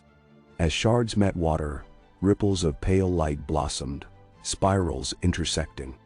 Drums faltered, priests hesitated. One completed stroke. Blood spurted, but wind answered with roar not of storm goddess, but of dragon. Drogon spewed plume of white-hot fire upon altar deck, searing banners, shattering ritual circle. Flames met dragonglass resonance. The sea hissed, vortex unraveling into chaotic chop. Eclipse shadow drifted west. Sliver of sun returned. Wind resumed natural breath. Allied ballistae fired. Gendry's crews skewered ironborn masts. Yaris reavers boarded with axes, chanting, "Pike is ours, but seas are free." Jon landed Drogon upon shrieking longship, blade flashing down to sever anchor lines and tangling barge. He freed surviving captives, white-robed priests of the Mother, and pointed them toward rescue dories. Ironborn leader, Captain Varun the Drowned, lunged at Jon with twin hatchets, saltwater spray in beard. Their duel lasted bare moments. Longclaw split a hatchet haft, then pierced chainmail. Varun slid to knees, whispering, "The sea never forgets." Jon answered, "Nor do the North." He tipped body overboard where sharks already circled. Victory cost lives. 2 of Gendry's ballista platforms shattered by rogue wave. 20 sailors lost to debris. But midnight tide broken meant grain convoys safe. Volantene fleet demoralized. Ravens carried news to King's Landing. The faith hailed miracle. Claiming Mother's mercy turned dragonfire holy. Tyrion quipped to Davos that sooner or later, some Septon would demand 10th dragons for cathedral domes. Davos laughed, only half joking. The fleet sailed home under waning moon. Jon stood at prow, cloak snapping, mind weighing next threats. Volantis might sue for trade rights after defeat, or double down with Triarch gold. Casterly Rock whispers, said Queen Cersei's cousins plotted to reclaim Lannister pride, raising banner of golden lion wreathed in morning star. In north, White Knife floods receded, but rumors of hoofwolf hybrids persisted. Peace, Jon realized, was like desert mirage, forever glimpsed, never grasped. Yet each crisis answered, each life spared, knitted another thread into tapestry, stronger than fear. Upon return to King's Landing, markets bustled, laughter echoed where plague once coughed. Children flew paper kites shaped as direwolves and dragons. Sansa met Jon at repaired docks, pale with sleepless worry, but smiling at sight of brother alive. Bran watched from ramparts, eyes distant but tranquil. Ghost bounded ahead, greeting city like old friend. The royal entourage processed through streets strewn with summer blossoms. Citizens tossing petals, chanting, "Stormbane!"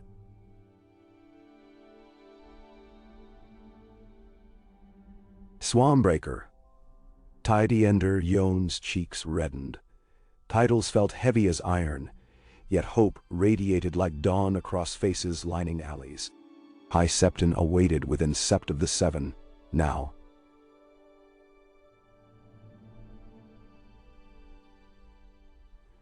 Now half rebuilt, he anointed Jon's brow with fragrant oil, pronouncing absolution for blood spilled, in defense of realm and innocence. Jon knelt barefoot upon stone worn smooth by countless prayers, feeling weight lift subtly, not forgiveness of self, but acceptance by those he served. Later that night, council reconvened. Tyrion presented new tax drafts channeling trade surplus into orphanages. Sansa proposed rotating guard command to meld northern discipline with Dornish agility. Arya reported rumor of Selzward's hiring faceless men to avenge Ulrich. She would investigate personally. Bran simply declared winter snows would fail next year, ushering long growing season. Gift or omen none could say. Davies toasted fallen sailors with blackberry wine. Jon listened, offered wisdom sparingly, approving measures that balanced sword and plow. He realized true kingship lay not in vanquishing foes, but nurturing realm between victories, patching roofs, quelling feuds, teaching children born after long night that monsters may return, but so will those who stand against them. Near midnight he climbed ramparts overlooking Blackwater Bay. City lights flickered like constellations cast upon earth. Somewhere beyond, Drogon slept upon Dragonstone, wings folded beneath stars.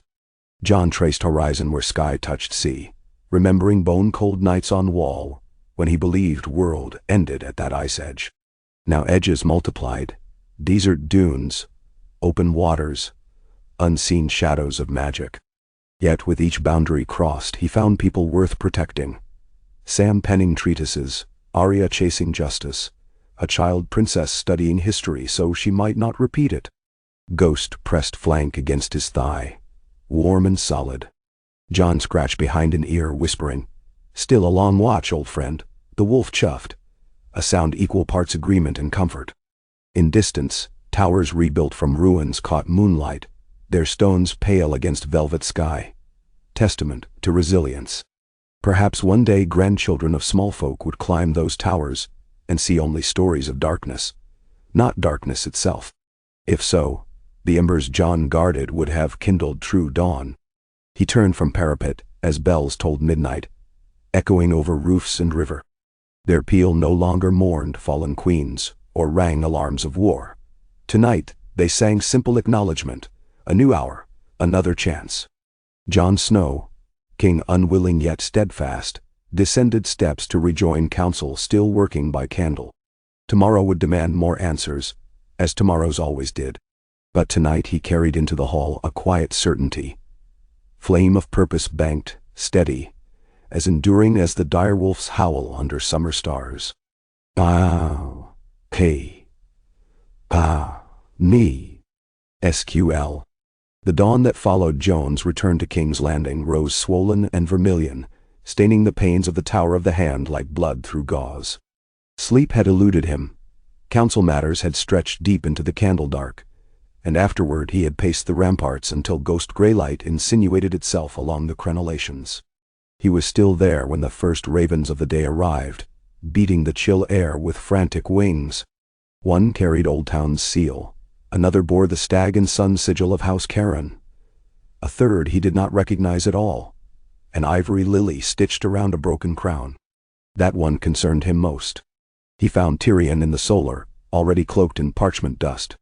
The hand's eyes were pouched and red, but they gleamed with the wary amusement of a man who had slept beside danger all his life, and long since made his peace with insomnia. "More letters?" Tyrion asked as Jon laid the tubes upon the cedar table. "If ravens were coin, your grace, we might drown Essos in gold." Jon unsealed the one with the lily. A single sheet slipped free, thick vellum, the words carved by a tidy feminine hand. Tito, His Majesty, Jon of Houses Stark and Targaryen, first of his name, King of the Andals, the Rhoynar and the First Men, Protector of the Realm. I write from the flower courts of Bitterbridge, where a league of river and reach lords proclaims its fealty to the true blood of the dragon. They name you Oathbreaker, Queenslayer, and Traitor King. They would install Lady Phyllis Targaryen, sole surviving great-grandniece of Maester Aemon, upon the Iron Throne and purge Westeros of northern tyranny. Ow. A march for King's Landing within a moon's turn. Bend the knee, surrender your dragon, and stand trial for regicide, lest the Queen of Blossoms grind your city beneath her lilies. Endowand.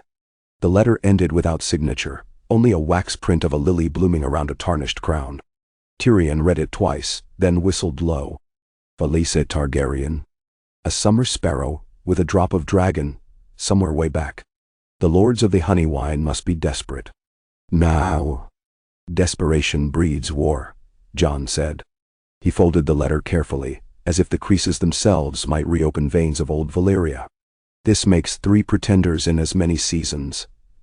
They stir the faith against me, the reach against me, the sea against me. How many more storms must we ride? Until the realm forgets how to dream of other crowns, Tyrion answered. You slew a living legend at Winterfell. Men of lesser fiber seek ghosts to fill the void. He rubbed his temple. The lords of Bitterbridge hold grain reserved second only to Highgarden. They mean to choke King's Landing before autumn. Then we must harvest before they burn the fields, Jon said. And we must find allies among them before the lilies bloom. Tyrion poured a dash of wine stronger than dawn. There may be a way.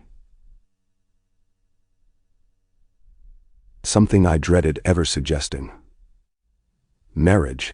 The word hung in the air like a drawn blade. Jon's chest tightened. Sansa will manage alliances in the north. Not Sansa, Tyrion said. You. Jon stepped back as though the floor had shifted. The realm needs steady rule, not. The realm needs heirs, the hand said gently. And the Reach needs assurance the Dragonwolf line will not forget their orchards. A marriage into the Tyrell Cadet branch, or better, the blooming court of Bitterbridge, could cut the lilies at the root. Memory stabbed through John, Daenerys' last breath, the iron melting beneath dragon flame. He had not spoken her name in public for months, but in private he whispered it nightly, a penance he alone could hear. My heart is not a piece in a game. Tyrion's reply was soft. Neither is a realm, yet it suffers each time a lord chooses pride above bread. You do not have to love again, Jon, only to live forward. Jon looked to the tall windows. Dawn poured over the city's patched wounds, scaffolds cradling the once ruined dome of Baelor's Sept, children selling sweet water from buckets carved with direwolf faces, traders leading mules laden with Sunspear dates. Life had inched back, but it was fragile as a frost blossom. An empty throne beside him might soon prove its own kind of drought.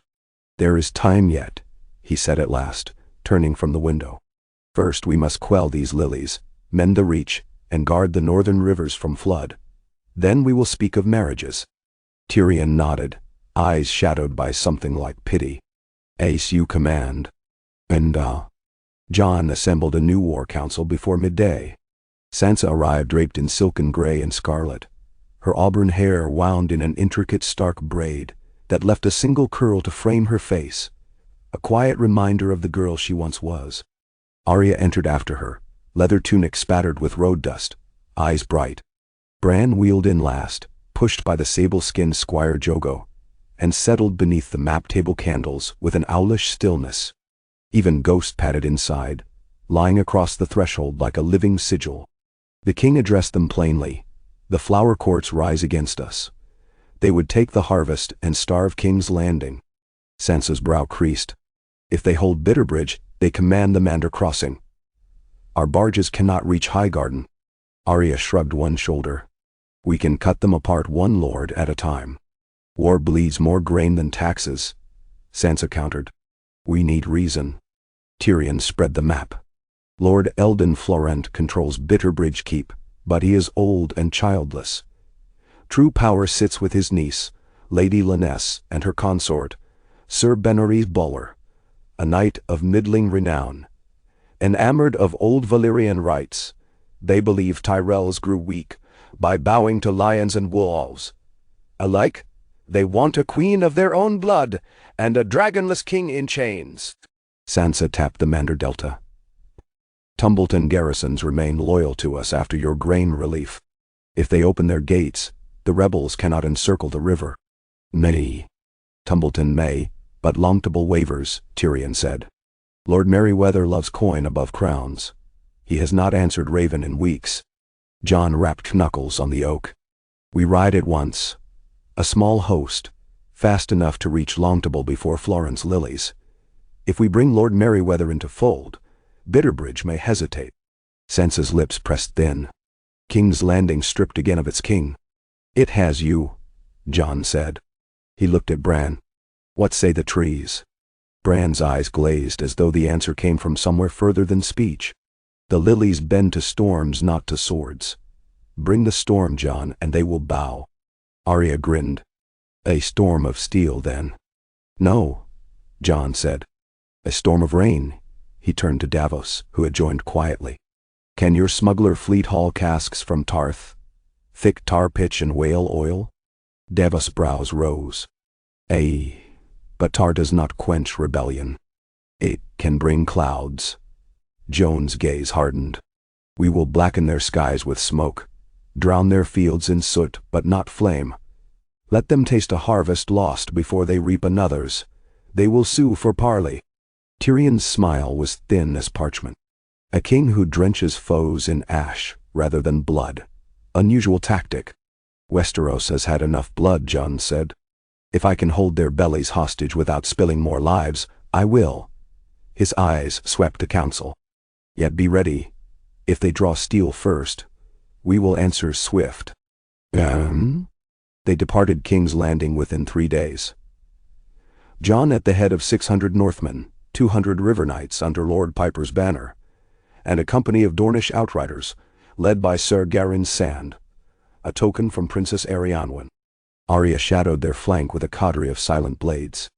Davos sailed the Blackwater in twin cogs laden with tar casks, hugging the coastline south. The heat clamped down upon them like a mailed gauntlet. By the time they reached Summerhall's blackened ruin, men's throats rasped and horses lathered dark. Yet the ghost estate of fallen kings offered a grim welcome. Ivy-choked stones, a fountain whose basin shimmered with algae like poisoned glass.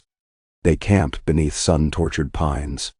Jon walked alone among the toppled arch, where Aegon the Unlikely perished in flames. He bent, touched scorched marble now cool to the hand, and felt a pang, reminder that even noble intent could birth catastrophe. At dawn ravens arrived, one from Arya, another from the Red Keep. Arya's note: Illonctable fleet hordes, grain at Rivergate. No lilies yet. Sansa's note bore worse tidings. Bengzepton riots in Fleabottom. Fanatics chant for Queen of Blossoms, call you Slayer of Mothers. I have closed the gates and posted grey guard, but tension grows like tinder. She ended with words softer. Return safe, brother? The ink smudged slightly, perhaps by an unspoken tear. Jon penned reply thanking her and instructing Bran to send maesters with bread and sermons of mercy. He feared the faith's flames more than any lily. Zeal spread faster than plague once hearts believed sin to be law. And now, Longtable rose from mist like a slumbering giant, its bulwarks bristling with spear tips that glinted pewter in dawnlight. Flags of House Merryweather, fox and grapes, drooped slack in sultry air. Jon sent envoys first. Sir Edric Piper and 2 river knights, bearing casks of the arbor's golden vintage as tokens. They returned by noon with Lord Merryweather's steward, a nervous man whose cheeks quivered at each hoof crunch. My lord hesitates, the steward said, fingers twisting. He fears committing to any crown until matters settle. Matters will settle on his doorstep, Jon said. He spoke gently but firmly. Tell your lord I offer coin to repair levies, forgiveness of last season's late levy, and safe passage for his harvest to King's Landing, if he stands with the crown at Bitterbridge. Deny me, and his harvest may rot besieged. The steward bowed repeatedly, retreating. Jon watched him vanish into the gatehouse. 2 hours later the portcullis rose. Lord Orton Merryweather waddled forth, garbed in brocade 4 shades richer than his keep's walls. Sweat wet his brow, but his smile was serpentine. Your grace, he blustered. A gracious offer. An equitable one, Jon corrected. Will you ride with us? Merryweather's gaze flicked to Jon's towering escort, to the silent direwolf at heel, and to tar wagons parked beyond. He swallowed. Longtable stands with King Jon. Cheers broke from river knights. Arya's whistle echoed from roof tiles where she watched unseen. Jon clasped the lord's arm but kept hold loose. Friendship born of fear must be tended carefully. By sunset, Longtable levies swelled the host to 1,300. They marched west, skirting orchards heavy with summer pears. Ghost trotted ahead, ears twitching. As dusk fell, plume of dust on horizon signaled Bitterbridge scouts. Arya slipped into shadows before orders could be given. Then? The lilies revealed themselves 2 days east of the Mander. Fields unfurled in neat squares of barley and hemp, but at their center rose an impromptu fortress of wagons chained wheel to wheel, banners planted like spears in a corpse. The black sun burst on flushed violet, lilies entwined with cracked silver crowns. Riders patrolled with flanged maces, each wore a coiled blossom pinned to breast, petals lacquered bone-white. Jon studied them from ridge. Tar casks ready? He asked Davos beside him. Davos said. A good wind will push the smoke direct over the camp. And the farmers? Jon turned to Sir Garin Sand. The Dornishman inclined his head.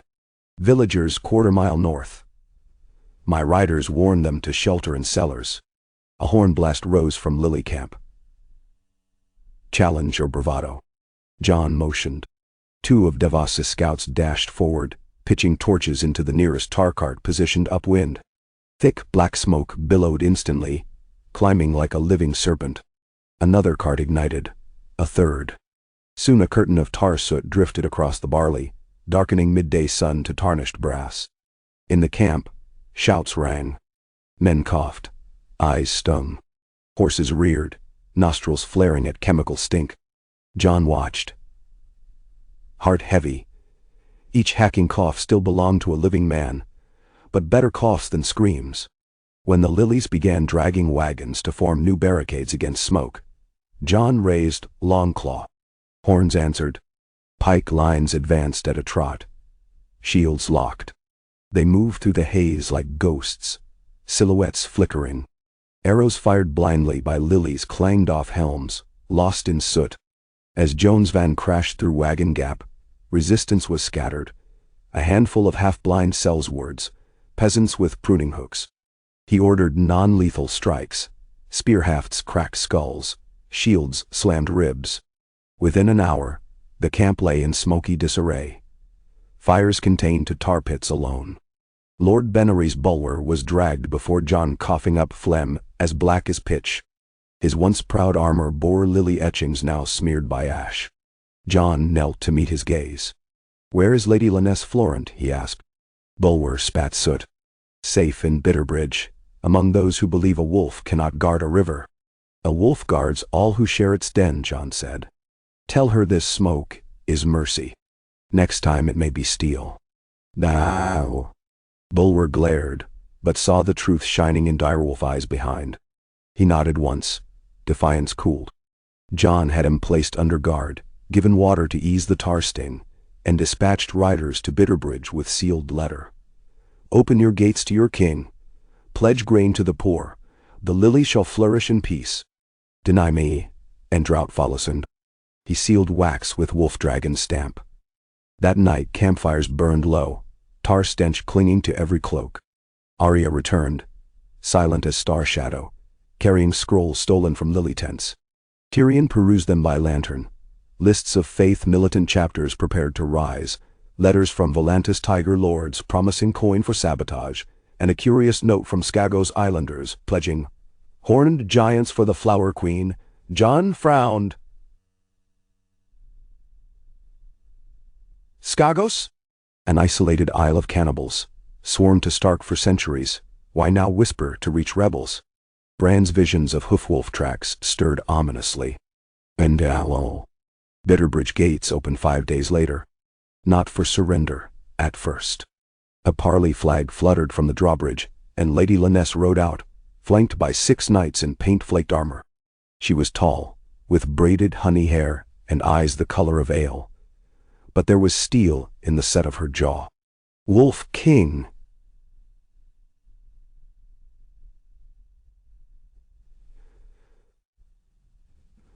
She called across the moat, voice steady. "You come bearing smoke and threat, yet speak of mercy. Show me cause to trust either." John rode forward alone. Save Ghost. He doffed helm so she might see sincerity before scarred weariness. "I fought dead kings and living tyrants, so children of Westeros might know dawn untainted. I have no desire to bring winter to your fields. Pledge your harvest to the realm. Quell talk of rival thrones, and I guarantee seats on the small council for reach lords to guide grain policy. You will feed the realm and shape it." A ripple passed through her knights. Lyness narrowed eyes. "And if we refuse?" He gestured back across smoldering plain where tar still smoked. "Then winter arrives in summer." Silence hummed like a bowstring. At last she nodded once. "You offer seats, yet your own council lacks reach blood. Will you wed a lily, King John?" "Then do I." The challenge pierced deeper than arrow. John felt the eyes of his companions, felt memories he kept buried under stone. He chose honesty. "When the realm is secure, I will consider any match that strengthens peace. Until then, I wed myself to duty." Lyness studied him long. Ghost's growl rumbled warning, but John laid a calming hand on the direwolf's ruff. Finally she turned, signaling to her knights. The gate chains clanked. Bitterbridge opened. And victory tasted of dust and vinegar. John occupied the keep lightly, leaving Lady Lyness in nominal command, but installing Longtable captains to oversee grain stores. He annulled rebel levies, pardoned peasants, and conscripted only those proven guilty of killing small folk during raids. Davos organized barge convoys to King's Landing. Arya set unseen eyes on the roads for ambush. Within a fortnight, the Mander flowed with wheat-laden hulls. Yet whispers persisted, of faith cells kindling in the hills, of lilies blooming again beneath new symbols. Bran's raven spoke of eerie drums on Skagos cliffs, seals birthing calves possessed of extra limbs, storms swirling out of season. Each scroll knitted new knots in Jon's stomach.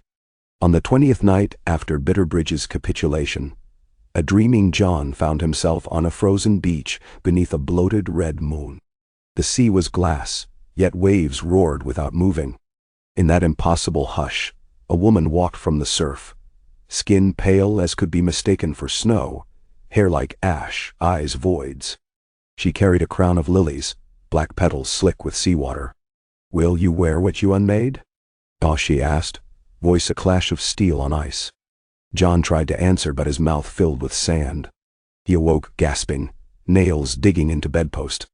Sweat drenched his nightshirt, though the room stood chilled. At dawn, he sought Bran beneath the heart tree, transplanted into the castle godswood. The weirwood's red-leaved boughs rustled, though no wind stirred. Bran regarded him with fathomless calm. "You dreamed of the Shadow Bride," he said before Jon could speak.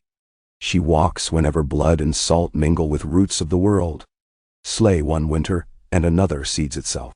Then, how do we stop her?" Jon whispered. Bran's gaze drifted northward, beyond walls, beyond sky. Iron forged with living fire can bind her seeds. Dragon glass on Skagos Island beats with that fire still, veins of crimson, guarded by men who wear skin of beasts. Go there, or winter will bloom anew. Skagos.org. The Hoofwolf prints, the rebel letters. Jon exhaled, forming clouds in morning air. Then we sail, before the lilies turn to ice. And see. Preparations unfurled, swift, yet silent. Only a few of the council knew. Tyrion argued they had just doused one rebellion. Another absence might ignite fresh sparks. Jon countered a fire and the roots would burn every bough eventually. Sansa offered to hold court, projecting calm. Arya insisted on accompanying. She had lived among killers masquerading as beasts before. Skagosi would not frighten her. They sailed from Blackwater in secrecy. Jon, Arya, Davos, and a hand-picked retinue of 40 silent wolves. Men who had fought at Hardhome, unafraid of dark legends. Ghost trotted aboard first, ignoring sailor superstition. Drogon, sensing purpose, shadowed them partway, then banked toward Dragonstone to wait. As the ship Nightstar cut round the fingers, storms gathered thick. Lightning revealed lonely outcrops, where once white sentinel towers crumbled. 4 days' voyage brought them into the Bay of Seals. Skagos loomed, a craggy giant wreathed in perpetual mist. Its forests stood black, even at midday, pines older than the wall. Beach sands glittered with frost, though it was high summer elsewhere. Seals barked on rocks, their voices oddly discordant. At the tide line, footprints, cloven and canine, crisscrossed each other. Davos anchored Nightstar in a natural cove. Longboats sloshed ashore. Snowflakes drifted, though sky above remained cloudless. Jon led inland, Longclaw humming faint, as if near some hidden song. Arya flitted among birches, scouting ahead. Ghost's snout quivered with unknown scents. They reached a clearing where a stone circle jutted half-buried. Runes older than first men pulsed faintly blue in crevices. Bran's directions via Raven said the Dragonglass mine lay beyond such a circle, guarded by the Horned King. Torchlight danced across weathered carvings depicting men with stag antlers, bowed to wolves crowned by stars. A horn thudded, deep as Leviathan heartbeat. Shapes emerged, warriors clad in sealskin stitched with bone, helms crowned by wicked antlers tipped iron. Their axes were obsidian fused with rusted steel. The largest warlord stepped forward, his face tattooed with snarling wolf. He surveyed Jon, then Ghost. In guttural old tongue he spoke. "You carry the knight's heart, slayer of star-eyed demon.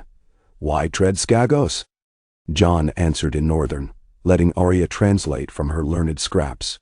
"We come for dragon glass, to forge chains 'gainst shadow." The warlord's grin flashed broken teeth. "Skagos owes stark blood for lost moons of tribute, trade bone for bone tora diwentaraori." Jon unsheathed Longclaw just enough to show the Valyrian ripples. "Will steel suffice?" "Steel buys one breath." "We crave living fire." The warlord pointed at Jon's dragonglass pouch. "Blood of dragon through blood of wolf. Bind wounds of world. Give us your oath, or give us your head." Davos hissed. Arya's hand slid to needle. But Jon sensed negotiation older than kingdoms. He knelt, pressing palm to frosted earth. "By ice and fire I will share flame. My dragon shall light your forges and melt your chains, if you yield glass enough for realm." Silence. Snowflakes swirled thicker, like feathers shed by unseen wings. At length the warlord pounded chest, antlers chiming. "Then rise, Wolf King." He raised a horn carved from narwhal tusk. "Feast first, forge after." Enderu. They were led into a cavern that breathed warm geyser steam, scented with mineral brimstone. Within glowed rivers of dragonglass, vines pulsing like molten ruby frozen in glass cauldrons. Skagosi smiths stoked lava pools with bellows of walrus hide. Above, the cavern's ceiling opened under star-pocked sky. Snow drifted down only to melt before reaching magma.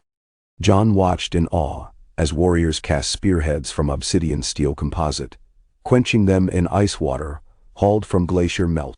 The shapes came out dark with crimson veins. The Horned King. So the warlord named himself, offered Jon a newly forged dagger. Its edge shimmered. "Carve shadow flesh," he said. "Will not dull, will not break, so long as oath unbroken." Arya seized a twin blade, testing with a slash of air that whistled like wind through glass. Davos touched the edge and drew back bleeding. He laughed, shaking head. "Sharp as fuck." They set to work. Ghost howled. Drogon's answer thundered across sky as he descended through cavern mouth, heat trembling. Skagosi shrieked, but did not flee, for they had asked living fire. Drogon's breath poured into magma pools, superheating them to forge white radiance. In that furnace, smiths tempered chains, arrowheads, amulets etched with runes Bran had provided, bindings against the Shadow Bride. Days passed in forging. Jon dreamed again, this time of a weirwood grove encircled by lilies half black, half white. In the center stood a throne of glass petals turning slowly, reflecting faces of those he loved and those he killed. Each revolution bled color into snow. When he woke, sweat and frost mingled on his skin. On the 6th day, the Horned King escorted them to the glacier's lip. There lay a fossilized heart of ice, thrumming. "Here shadow leaks," he said. "She seeks to wake seas and skies. Bind it, Wolf King." Jon stepped forward with forged chain coiled over shoulder. Arya flanked. Davos held torch lit by Drogon's flame. Jon plunged the first glass spike into the ice heart. A shriek as of rent worlds echoed. Frost exploded outward, but chains glowed red-orange, melting into grooves. Jon drove each spike deeper, forging a lattice until the heart dimmed, cracks sealing with molten glass. The shriek faded to whisper. Snow ceased. The Horned King bowed. Oath sealed, he presented a final gift, a crown of antlers capped with obsidian thorns. "Wear when realm forgets your howl." Jon thanked him but left crown unclaimed for now. And see. They sailed north around Skagos Horn, bearing holds full of dragonglass chain links, arrowheads, and twin daggers for Jon and Arya. Ghost prowled deck, calmer now. Bran's Raven met them halfway with news. Highgarden's harvest convoy reached King's Landing safely. Faith unrest cooled after Sansa hosted Septon feast in the Dragon Pit, feeding 5,000 poor with Bitterbridge grain. But whispers persisted that Volantis tigers plotted one last stroke, unleashing plague borne by silk imports. Tyrion requested immediate quarantine of all Essosi cargoes. Jon turned Nightstar toward White Harbor. From there, overland to Winterfell, where Bran waited with deeper counsel. Arya teased he only wanted hot stew and honest snow beneath boots. Davos swore to never again sail under falling snow in midsummer. As they neared the Bight, northern winds carried scents of pine and memory. On deck, Jon stood with Arya. Dragonglass daggers crossed behind their belts. "Think the shadows are bound for good?" she asked. "For now," Jon said. "Shadows always wait for cracks." Arya's smile was half-moon wicked. "Then let's keep mending walls." He nudged her shoulder. "You'd rather climb them." "True." She tipped her face to cold sky. "Whatever comes, we'll meet it together." Jon looked ahead, where a wolf banner fluttered atop the White Knife lighthouse, illuminated by dawn spreading like hope. He thought of the realm, a patchwork of fears and seeds, and of the oath he had sworn in Skagos caves, to share living fire, to bind wounds of world. No throne could complete that vow, only endless watch. But he felt the chain weight at his belt, and knew even watchers needed anchors. Behind him, Drogon's sword, wings outstretched, catching sunrise on obsidian scale. Below, Ghost barked at seabirds. The king closed his eyes, letting the wind carry salt and snow across his face, and whispered a silent promise. As long as he drew breath, lilies would bloom beside wolves, dragons would warm the frost, and dawn would keep returning, brighter for each night defeated. K. CQL. Gray dawn shimmered upon the waters of the White Knife, turning every ripple to beaten pewter. The Nightstar glided upriver under shortened sail, her hull glistening with frost and salt alike. Jon Snow stood in the prow, hand buried in Ghost's thick scruff, and watched Winterfell climb the horizon like a memory made stone. Smoke from the forges curled lazily above the broken ramparts, mended since the long night. Banners of the direwolf and the threefold spiral of dragonglass fluttered together in the breeze, signaling both homecoming and warning. A hush fell upon the deck. Sailors, battle-hardened though they were, quieted at the first sight of the great keep. There was reverence in that silence, and dread too. Each man and woman aboard knew the tale of Winterfell's fall and rebirth, of bodies stacked like cords of wood along those very walls. Still, when the Nightstar kissed the creaking wooden quay beneath the ancient cliffs, a cheer rose. Raw.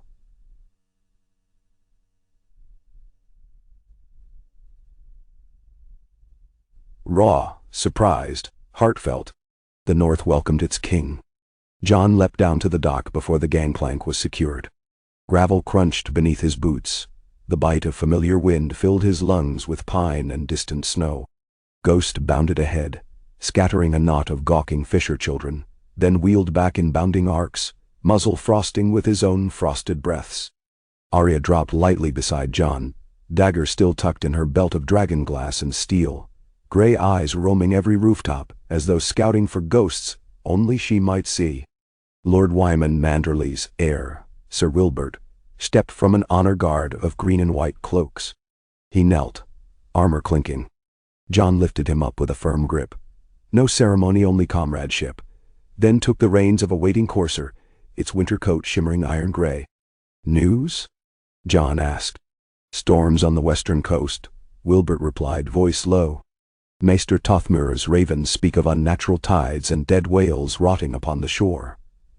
My lord father fears frost blight may scour our rye fields early if the chill remains cunning." He hesitated.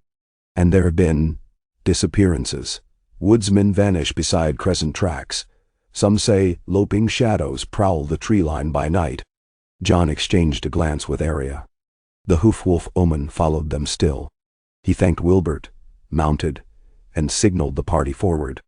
The ride to Winterfell passed through thawing forests and fields, newly sown with spring wheat. Sparse snow patches glittered under a pale sun. Icy rills gurgled and heaved off their shackles. Villagers emerged from stone crofts to stare, doff caps, or kneel. Children waved pine branches. One bold boy ran up alongside John's horse and offered a crudely whittled direwolf charm. "For luck, your grace." John accepted it with a smile that felt foreign on his scarred cheeks. Within Winterfell's gates, the yard bustled. Torque-shouldered masons in linen shifted blocks of granite to rebuild the final breach along the inner curtain wall. Smiths hammered blades of gleaming dragonglass steel composite, sparks spitting like starfall. The stench of hot pitch mingled with loaves cooling on wide stone ledges outside the kitchens. Sansa waited near the steps of the great hall, cloak and gown of dusky blue trimmed in ivory direwolf fur, hair gleaming bronze scarlet in the cold light. John dismounted. Words felt unnecessary. She stepped forward, resting gloved hands on his shoulders, eyes searching his for wounds deeper than scars. Then she drew him close, chin brushing the wolf's head clasp at his throat. "Welcome home, brother." He breathed in the scent of lavender honey soap, the very memory of their mother, and let the tension of the voyage drain through his boots into Winterfell's ancient stones. Bran waited upon a wheeled oaken dais beside the hearth inside the great hall, the great black-red weirwood staff across his knees. Flames danced off the silver chasework of its roots. When Joan's steps echoed across rush-strewn floors, Bran's gaze lifted. Still, unreadable, older than his years. "The glass binds true," Bran murmured. "I felt the quenching song through the roots." Jon nodded. He slipped the dragonglass steel dagger from his belt and set it across Bran's lap. "For you, little brother." Bran ran numb fingers across the rippled blade. "The trees thank you. But steel forged from fire still needs a hand to wield it." He offered the blade back. "Keep it. What sleeps in shadow will wake again." Davos cleared his throat politely from behind. "If the lad is right, let's fortify the stock we have, and pray we never need more." Arya rolled her eyes. "Pray if you want. I'll keep sharpening." Ghost patted to Bran, resting his massive head against the chair's wheel. Bran smiled and scratched behind a velvety ear. The council convened by sunset. Log torches smoked along the walls. Wind moaned through arrow slits, rattling shutters. The long oak table, that once hosted king's hunts and petty quarrels, now bristled with parchments and inkpots. Sansa presided with patient poise. Maester Walken flanked her, jotting notes with quick quill strokes. Sir Wilbert Manderley, Lord Glover, Lady Lyanna Mormont, grown taller and sterner, occupied seats among the northern gentry. Sir Garin Sand represented Sunspear, Sir Edric Piper, the Green Riverlands. Jon addressed them standing, palms braced against the rough-hewn table. "Reach rebels are quelled," he began. "Their grain now flows north and south alike. But our greater enemy is not a banner." He tapped Bran's dagger on the map. "It is this, shadow given shape." Walken's quill paused. Lady Lyanna's brow furrowed. Jon described Skagos' heart of ice, the chainwork forging the oath. When he finished, the hall hummed with uneasy awe. "Some part of the Night King's power lingered," he said. "If it seeds those who worship winter, we must be ready, north and south." Lord Glover grunted. "Ready with strange glass and ancient oaths?" "The farmstaters fear what they cannot see, your grace. They need walls and blades, not tales of horned kings." Arya kicked lightly at a table leg. "They also need to know the tales, else they dismiss warning as rumor." Sansa laced her fingers. "Truth must be shaped to minds as skillfully as steel to blades. I will draft riders to every holdfast, armed with facts and food both." Jon nodded his gratitude. "While Sansa steadies the home front, I ride for Moat Cailin. Reports of hoofwolf tracks near the neck grow bolder. If something stirs beneath bogwater, we meet it before it reaches fertile lands." Davos sighed. "I'd rather face another iron fleet than the swamps of the neck, if I'm honest." "Which is why you sail for White Harbor at first light," Jon said. "Gather every carpenter fit to carve keels. We will need a fleet prepared for both river war and coastal storms if Atlantis strikes again." The old smuggler cracked a crooked grin. "Aye, your grace. I'll charm the shipwrights till they bleed tar." Bran's voice cut the gathering hush. "The next moon will hide its face 3 nights. In that darkness, The Shadow Bride will test her bonds. Fire alone will fail. Resolve must not. And no. Lyanna Mormont slapped a mailed fist to her chest. House Mormont stands. And so the oaths rolled around the table, weaving older magic into mortal promise. And Jon departed Winterfell at dawn 2 days later, cloaked in wolf gray and black, ghosting across the frost-hardened meadow, astride the courser he had named Storm's Song. Ghost bounded ahead like a pale arrow. Arya rode behind with 10 of her silent blades. The King's Guard, now dubbed the Grey Guard, numbered 20, but Jon insisted most remained to protect Sansa and the Weirwood Heart. Their route cut southwest through foothills, where morning sunlight speared the thinning canopy. Pine and fir gave way to alder and willow near the Fever River flats. Here, the air reeked of peat. Dragonflies whirred in lazy spirals. Frogs chirruped amid moss-slick stones. At dusk, with campfires flickering, Arya spoke low beside Jon's ageless stare. "You feel it too, the hush." He nodded. It was like the breath before a killing blow, that hush. The moors had grown too quiet. Even birdsong carried only in distant threads. Sentries reported tracks, shaped like cloven hooves, merged with paw prints wide as ghosts. Some prints sank inches deep where the ground seemed firm. Jon ordered double watches. The second night, the hush broke. A sentry's whistle shrilled once, then strangled. Ghost's roar tore through the dark. Arya rolled from her blanket, blade silver in moonlight. Jon snatched Longclaw and bounded toward the fray. He burst through sedgegrass to find the sentry sprawled against a stump, throat gouged open. Ghost grappled a hulking shadow, furred but horned, its muzzle elongated yellow iris splitting black like a serpent. The creature ripped free, kicked with cloven hind legs, and bounded into swamp gloom. Jon pursued, Arya flanking. The beast sprang across mud pools as though weightless, vanishing amid mist. Jon's lungs burned. His sword dripped fetid water and blood. He called the guard to form perimeter, ordered torches lit. At dawn they counted 3 men dead, 2 wounded, 1 delirious with fever before sunset. His blood frothed black-green. Maester Walken's draughts failed to halt the wound spread. The maester pricked a sample. It hissed upon iron, eating a hole the size of a pomegranate. Jon watched, expression distant, and felt dread sink cold hooks into his marrow. "The Shadow Bride," Arya whispered, eyes reflecting firelight. Jon ordered the corpse burned far from camp, then convened an impromptu war council in the glare of dawn. "These creatures are scouts," he said. "We ride faster, strike the moat before the storm." Through bog and bramble they pushed, abandoning wagons to lighten pace. 3 days later, the towers of Moat Cailin loomed, ragged silhouettes jutting from mist-cloaked ground. The black iron gate stood open, banners limp. No sentries greeted the king. Jon dismounted at the courtyard, sword drawn, ghost stalking. Rot hung in the air. Sweet, cloying.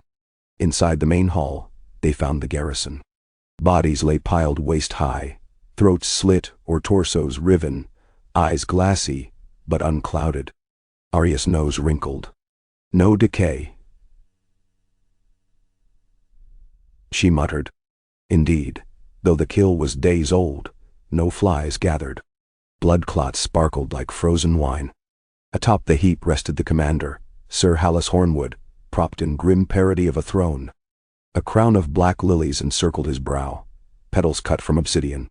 Carved into the wall behind him, as if by claws, were words gouged deep. "I thee bride waits beneath the skin of the world." Endari. Jon touched the nearest corpse.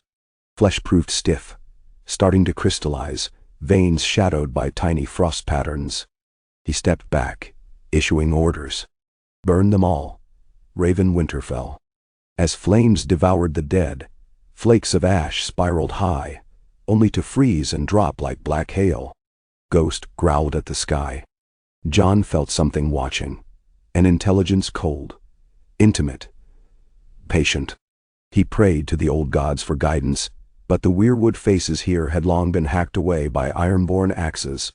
That night, Bran's raven arrived. The message was short. Knots loosen in King's Landing. Faith breathes smoke. Beware the lily crown within the sept heart. Jon's heart clenched. The mutiny he feared had taken root. He turned to Arya as camp assembled for quick departure. Ride for Winterfell. Guard Sansa, Bran. I sail south with the fastest men. Arya frowned. And leave you to shadows alone? You're mad. Someone must hold the north while I face the south, he said.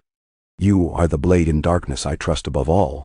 She stared a long time, then nodded once, fierce and reluctant. She pressed her forehead to his, quick, fierce, then mounted, disappearing into mist with half the escort. Jon led the remaining guard east to the Fever River mouth where Davos' new-built longship, the Frostlight, awaited. And shall. They rode through fog heavy as wool. Sails slack. Waters glassy. The river met the bight amid shoals, where seals barked warnings. Davos, standing at the tiller, muttered prayer to the maiden, a habit he rarely indulged. Feels like we're rowing into a giant's dream, he said. Jon stared toward a horizon hidden by swirling gray. Dreams cut both ways. On the third night, a gale slammed out of nowhere. Lightning danced green across the crests, the color of wildfire. Frostlight's mast groaned. Rigging snapped. Men cried out. From the churning waves rose shapes, antlered silhouettes riding swells, eyes like phosphorus. They lashed grappling lines of sinew studded with obsidian hooks. Battle at sea roared, blades shearing damp ropes, torches hissing. Jon hacked a line, booted a horned raider back into the black drink. Ghost on deck, lunged and tore throats, ignoring salt spray. Davos bellowed orders, turning the rudder to ride the wind, but a shattered spar crashed, pinning 2 sailors. The ship yawed, listing. Jon glimpsed through lightning the figure on the nearest jagged rock. Tall, robed in lilies of black glass, face hidden behind mirrored mask. She raised hands. Waves swelled into claw shapes. Water slammed Frostlight, extinguishing every lantern. Jon felt the world invert. Cold swallowed him. Salt filled lungs. Darkness. Then heat. The unmistakable roar of dragonfire. Light exploded crimson through sea. Jon surfaced, gasping. Drogon's silhouette burned into the clouds, flame pouring down onto horned raiders, boiling water to steam. The dragon had tracked them by some bond, deeper than sight. Frostlight limped southward under shattered mast, but alive. Many crew dead, yet the survivors bled resolve thicker than fear. Davos lashed a spare sail to stumps, steering by star glimpses. King's Landing's dark skyline met them at dawn 10 days later. Spires, half-rebuilt dome, dragon pit's cracked shell. A pall hung over the city. Gray smoke from 1,000 chimneys, but beneath it something sickly and green. As they disembarked at the New Wolf Quay, bells tolled not in welcome, but in panic. Grey Guard rushed them. Riots in the Street of Sisters. Septon fanatics barricading the great Sept remnant. Rumors of plague victims resurrecting. Skin mottled lily black. Sansa held the Red Keep, but Bran had fallen into trance 3 days straight, murmuring of roots strangled by frost. Jon wasted no breath. He and 20 guards cut through sparrow mobs with shields raised. Choirs of zealots thronged crossroads, chanting, "Shadow Bride rise, Dragon's Bane fall." Up the hill of Rhaenys the crowd thickened near the half-collapsed septi. Incense smoke of myrrh and pitch rolled like thunderclouds. Each brazier burned lilies, petals seared black. Their stench pricked eyes, coaxed coughs. Jon's column punched through, mounting the cracked marble steps into the nave. Inside, torches ringed a circular altar. Atop its scarred surface knelt a figure clad in septon white and blossom crown. Yet as she lifted her head, Jon saw beneath the veil, not gentle piety, but hollow metal mask, mirror dark. Behind her, chained at spear point, knelt the High Septon himself, lips sewn shut with silver wire. The masked woman rose fluidly. "Dragon blood murderer," she intoned, voice echoing as if from deep cave. "You broke the wheel so you could sit upon its shards. The realm deserves a truer dawn, With a flick of wrist, she flung a shard of obsidian at Jon's feet. "Come bleed for your sins." Greyguard advanced, but Jon lifted a hand. He stepped forward into torchlight. The lilies on her brow glimmered black-green in fire glare. "I came to stop another slaughter before it begins," he said. "Release the septon." When shadow is lifted, her metal face showed no eyes, yet somehow looked through him. "Kneel, Oathbreaker, and justice be swift." Jon drew Bran's dragonglass steel dagger, its crimson veins glowing. Torchlight licked along the blade. "Let the gods decide," he said softly, and flung the dagger, spinning, at her mask. Steel met glass with a crack like splitting glaciers. The mask shattered, shards spiraling. Beneath it lay no human face. Only a lattice of ice shot through with black veins, features half-formed like wax melted too soon. The creature shrieked, a sound at once wail and wind. Flames guttered blue. The lilies burst into smoldering embers. She lunged, claws of frozen shadow sprouting from fingertips. Jon whipped Longclaw up, steel ringing against ice. Each impact sent shivers through his bones. Greyguard tried to close, but tendrils of cold lashed outward, freezing men in place, frost racing across shields. Jon pivoted, parried, swept the ice claws aside. Ghost leapt, fangs sinking into the creature's shoulder. Frost hissed, covering the direwolf's muzzle. Ghost yelped, but held fast. Jon saw his moment. He snatched the shattered mask fragment, its edges jagged with residual magic, and drove it into the creature's frozen heart. Sprinter cracks, spiderweb. She convulsed, issuing a wail that shook stone dust from vaulted ribs overhead. "You cannot bind what death unseals." She choked, voice fracturing. "I can," Jon twisted. The ice heart exploded in burst of powder. The creature staggered, limbs collapsing like wet sand. Jon caught Ghost as the direwolf tumbled free, fur rimed white. The creature's shell collapsed into shards that hissed and melted, leaving only a puddle of blackened water and charred lilies. Silence fell. The high septon slumped, tears leaking past wire threads.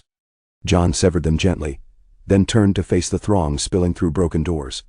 Sansa, Tyrion, Gendry, Yara, the Dornish envoy. Everywhere eyes locked on the puddle, steam curling. Bran's voice spoke from the doorway, though he did not enter, soaring in the echoing hush. "The Shadow Bride is banished, for now. But her seeds scatter." He wheeled forward, face wan. "Each dark bloom is a heart that has turned from mercy. Tend the garden, or night will reign." Jon met his brother's distant stare, and felt weight settle like mantle of snow. He knelt beside the black water, lifted one wilted lily petal between thumb and forefinger. It crumbled to ash. He stood, facing the crowd. "There will be no more thrones of blood," he said. "No crowns of steel or shadow. Henceforth this hall is a place of refuge, not power." He turned to the high septon. "Raise the poor, feed the hungry, and teach that fear is weaker than fellowship." To Sansa next. "Open granaries, send riders to every holdfast with bread and truth." She inclined her head, eyes shining with something beyond pride, hope. Outside, the bells that had tolled panic now rang again, slow, deliberate, and clear. Their notes drifted over King's Landing, mixing with dawn birdsong, washing over the rooftops where workers paused, hammers poised, to listen. That night Jon stood on the ramparts of the Red Keep and watched torches snaking into the distance. Processions bearing bread to Flea Bottom, bearing truth to Septs, bearing peace in place of arms. Tyrion joined him, wine cup in hand. "Well," the dwarf mused, "you slew ice and lilies in one strike. What shall our chroniclers title this victory? The Battle of the Broken Mask?" "No battle," Jon said softly. "A tending." Tyrion sipped. "You may be the first king to consider pruning a better art than war." Jon felt the sea breeze off Blackwater Bay brush his face. "The realm bleeds from too many cuts. It needs healing." Tyrion eyed him. "And the healer?" Jon stroked the stone parapet. "He keeps watch. At dawn, ravens fanned out from the rookery." One bore a simple decree. The Iron Throne dissolved, replaced by a Council of Realms. North Reach, Riverlands, Dorne, Storm, Vale. Each seat equal, the king a first among hosts, elected by voices of the people, and bound to relinquish after 7 years.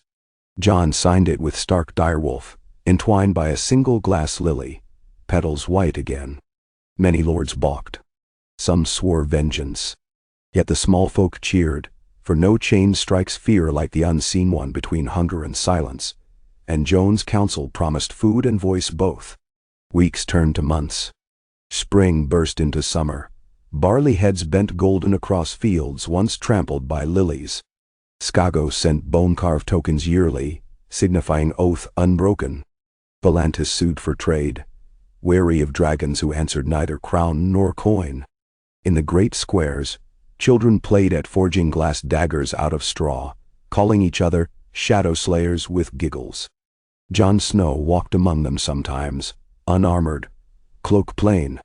He found peace not in throne rooms, but in orchards where he helped graft saplings from Dorne citrus into Reach soil, or in smithies where he taught apprentices how dragon glass sings under hammer when heated just so. He would rise at dawn, check the market bread lines, then ride north to tend the new weirwood saplings planted in the Kingswood. Few recognized him. Fewer believed the stories, legend already slipping into myth. One evening, after dusk draped lavender over the city, he climbed the same rampart where he had watched the bells that night. Ghost padded behind, older, muzzle silvering. The city below pulsed with lamplight like a living constellation. Far in the distance, the dragon pit glowed faint, rubble cleared, its floors seeded with wildflowers. No dragons roosted there. Drogon soared too free. Yet the pit had become a refuge for orphan children, its once bleak vault echoing with laughter. Arya emerged from the stairwell, hair cropped shorter, eyes reflecting torch glow. "I leave at dawn," she said. "No greeting, only fact." "West again?" Jon asked. "South. The Summer Isles request aid against pirates wearing horns," she smirked. "And I've grown bored of calm seas." He studied her, the set of her shoulders, the glint of dragonglass at her hip. "Take 3 of the Grey Guard. I have my own ghosts." She flicked a glance at Ghost, who snorted. She moved to the parapet, staring at constellations drowned by city glow. "You still look for the next shadow?" "I keep watch." "Let others watch, brother. Live." Jon considered the horizon where dawn would soon paint omen colors. "Living is watching for me." She bumped her shoulder against his. "Stubborn. But maybe that's why the realm still breathes." They stood a while. Silence filled with sibling comfort. Then she turned, cloak whispering, and vanished downstairs. Jon remained until first light tinted the clouds pink. Somewhere behind those clouds, Drogon rode the thermals, a lone sentinel. Jon felt that presence, vast, wild, unchained, and realized every creature guarding the realm did so in its own way, direwolf, dragon, or man. His watch would end someday, perhaps sooner than storms allowed. But not this dawn. This dawn came gentle, and he meant to meet it. He descended the stairs, stepping into corridors where new banners of unity draped the arches. Somewhere a baker hummed as she kneaded dough, a maester lectured apprentices on herbs, a scribe drafted minutes for the next council session where grain and trade would matter more than crowns. Each small task beat like a pulse beneath the city stone. In the yard, Ghost waited by Stormsong's fresh-shod hooves. Jon swung into the saddle. He guided the horse toward the river gate, the direwolf pacing at flank, heading out to the farmlands where irrigation ditches needed inspection. He wore no crown, no jeweled sword, only a simple steel, and the Skagos dagger invisible beneath cloak folds, a reminder of darkness bound and duty lingering. Farmers hailed him with muddy hands. Children pointed at Ghost with delight. The world, wounded though it was, healed in tiny stitches, threaded by bread shared, truth spoken, shadows dispelled by glass and resolve. Jon Snow rode on, carrying dawn with him wherever he went, watchful and unsleeping, until such day dawn grew bright enough that even a weary king might finally rest.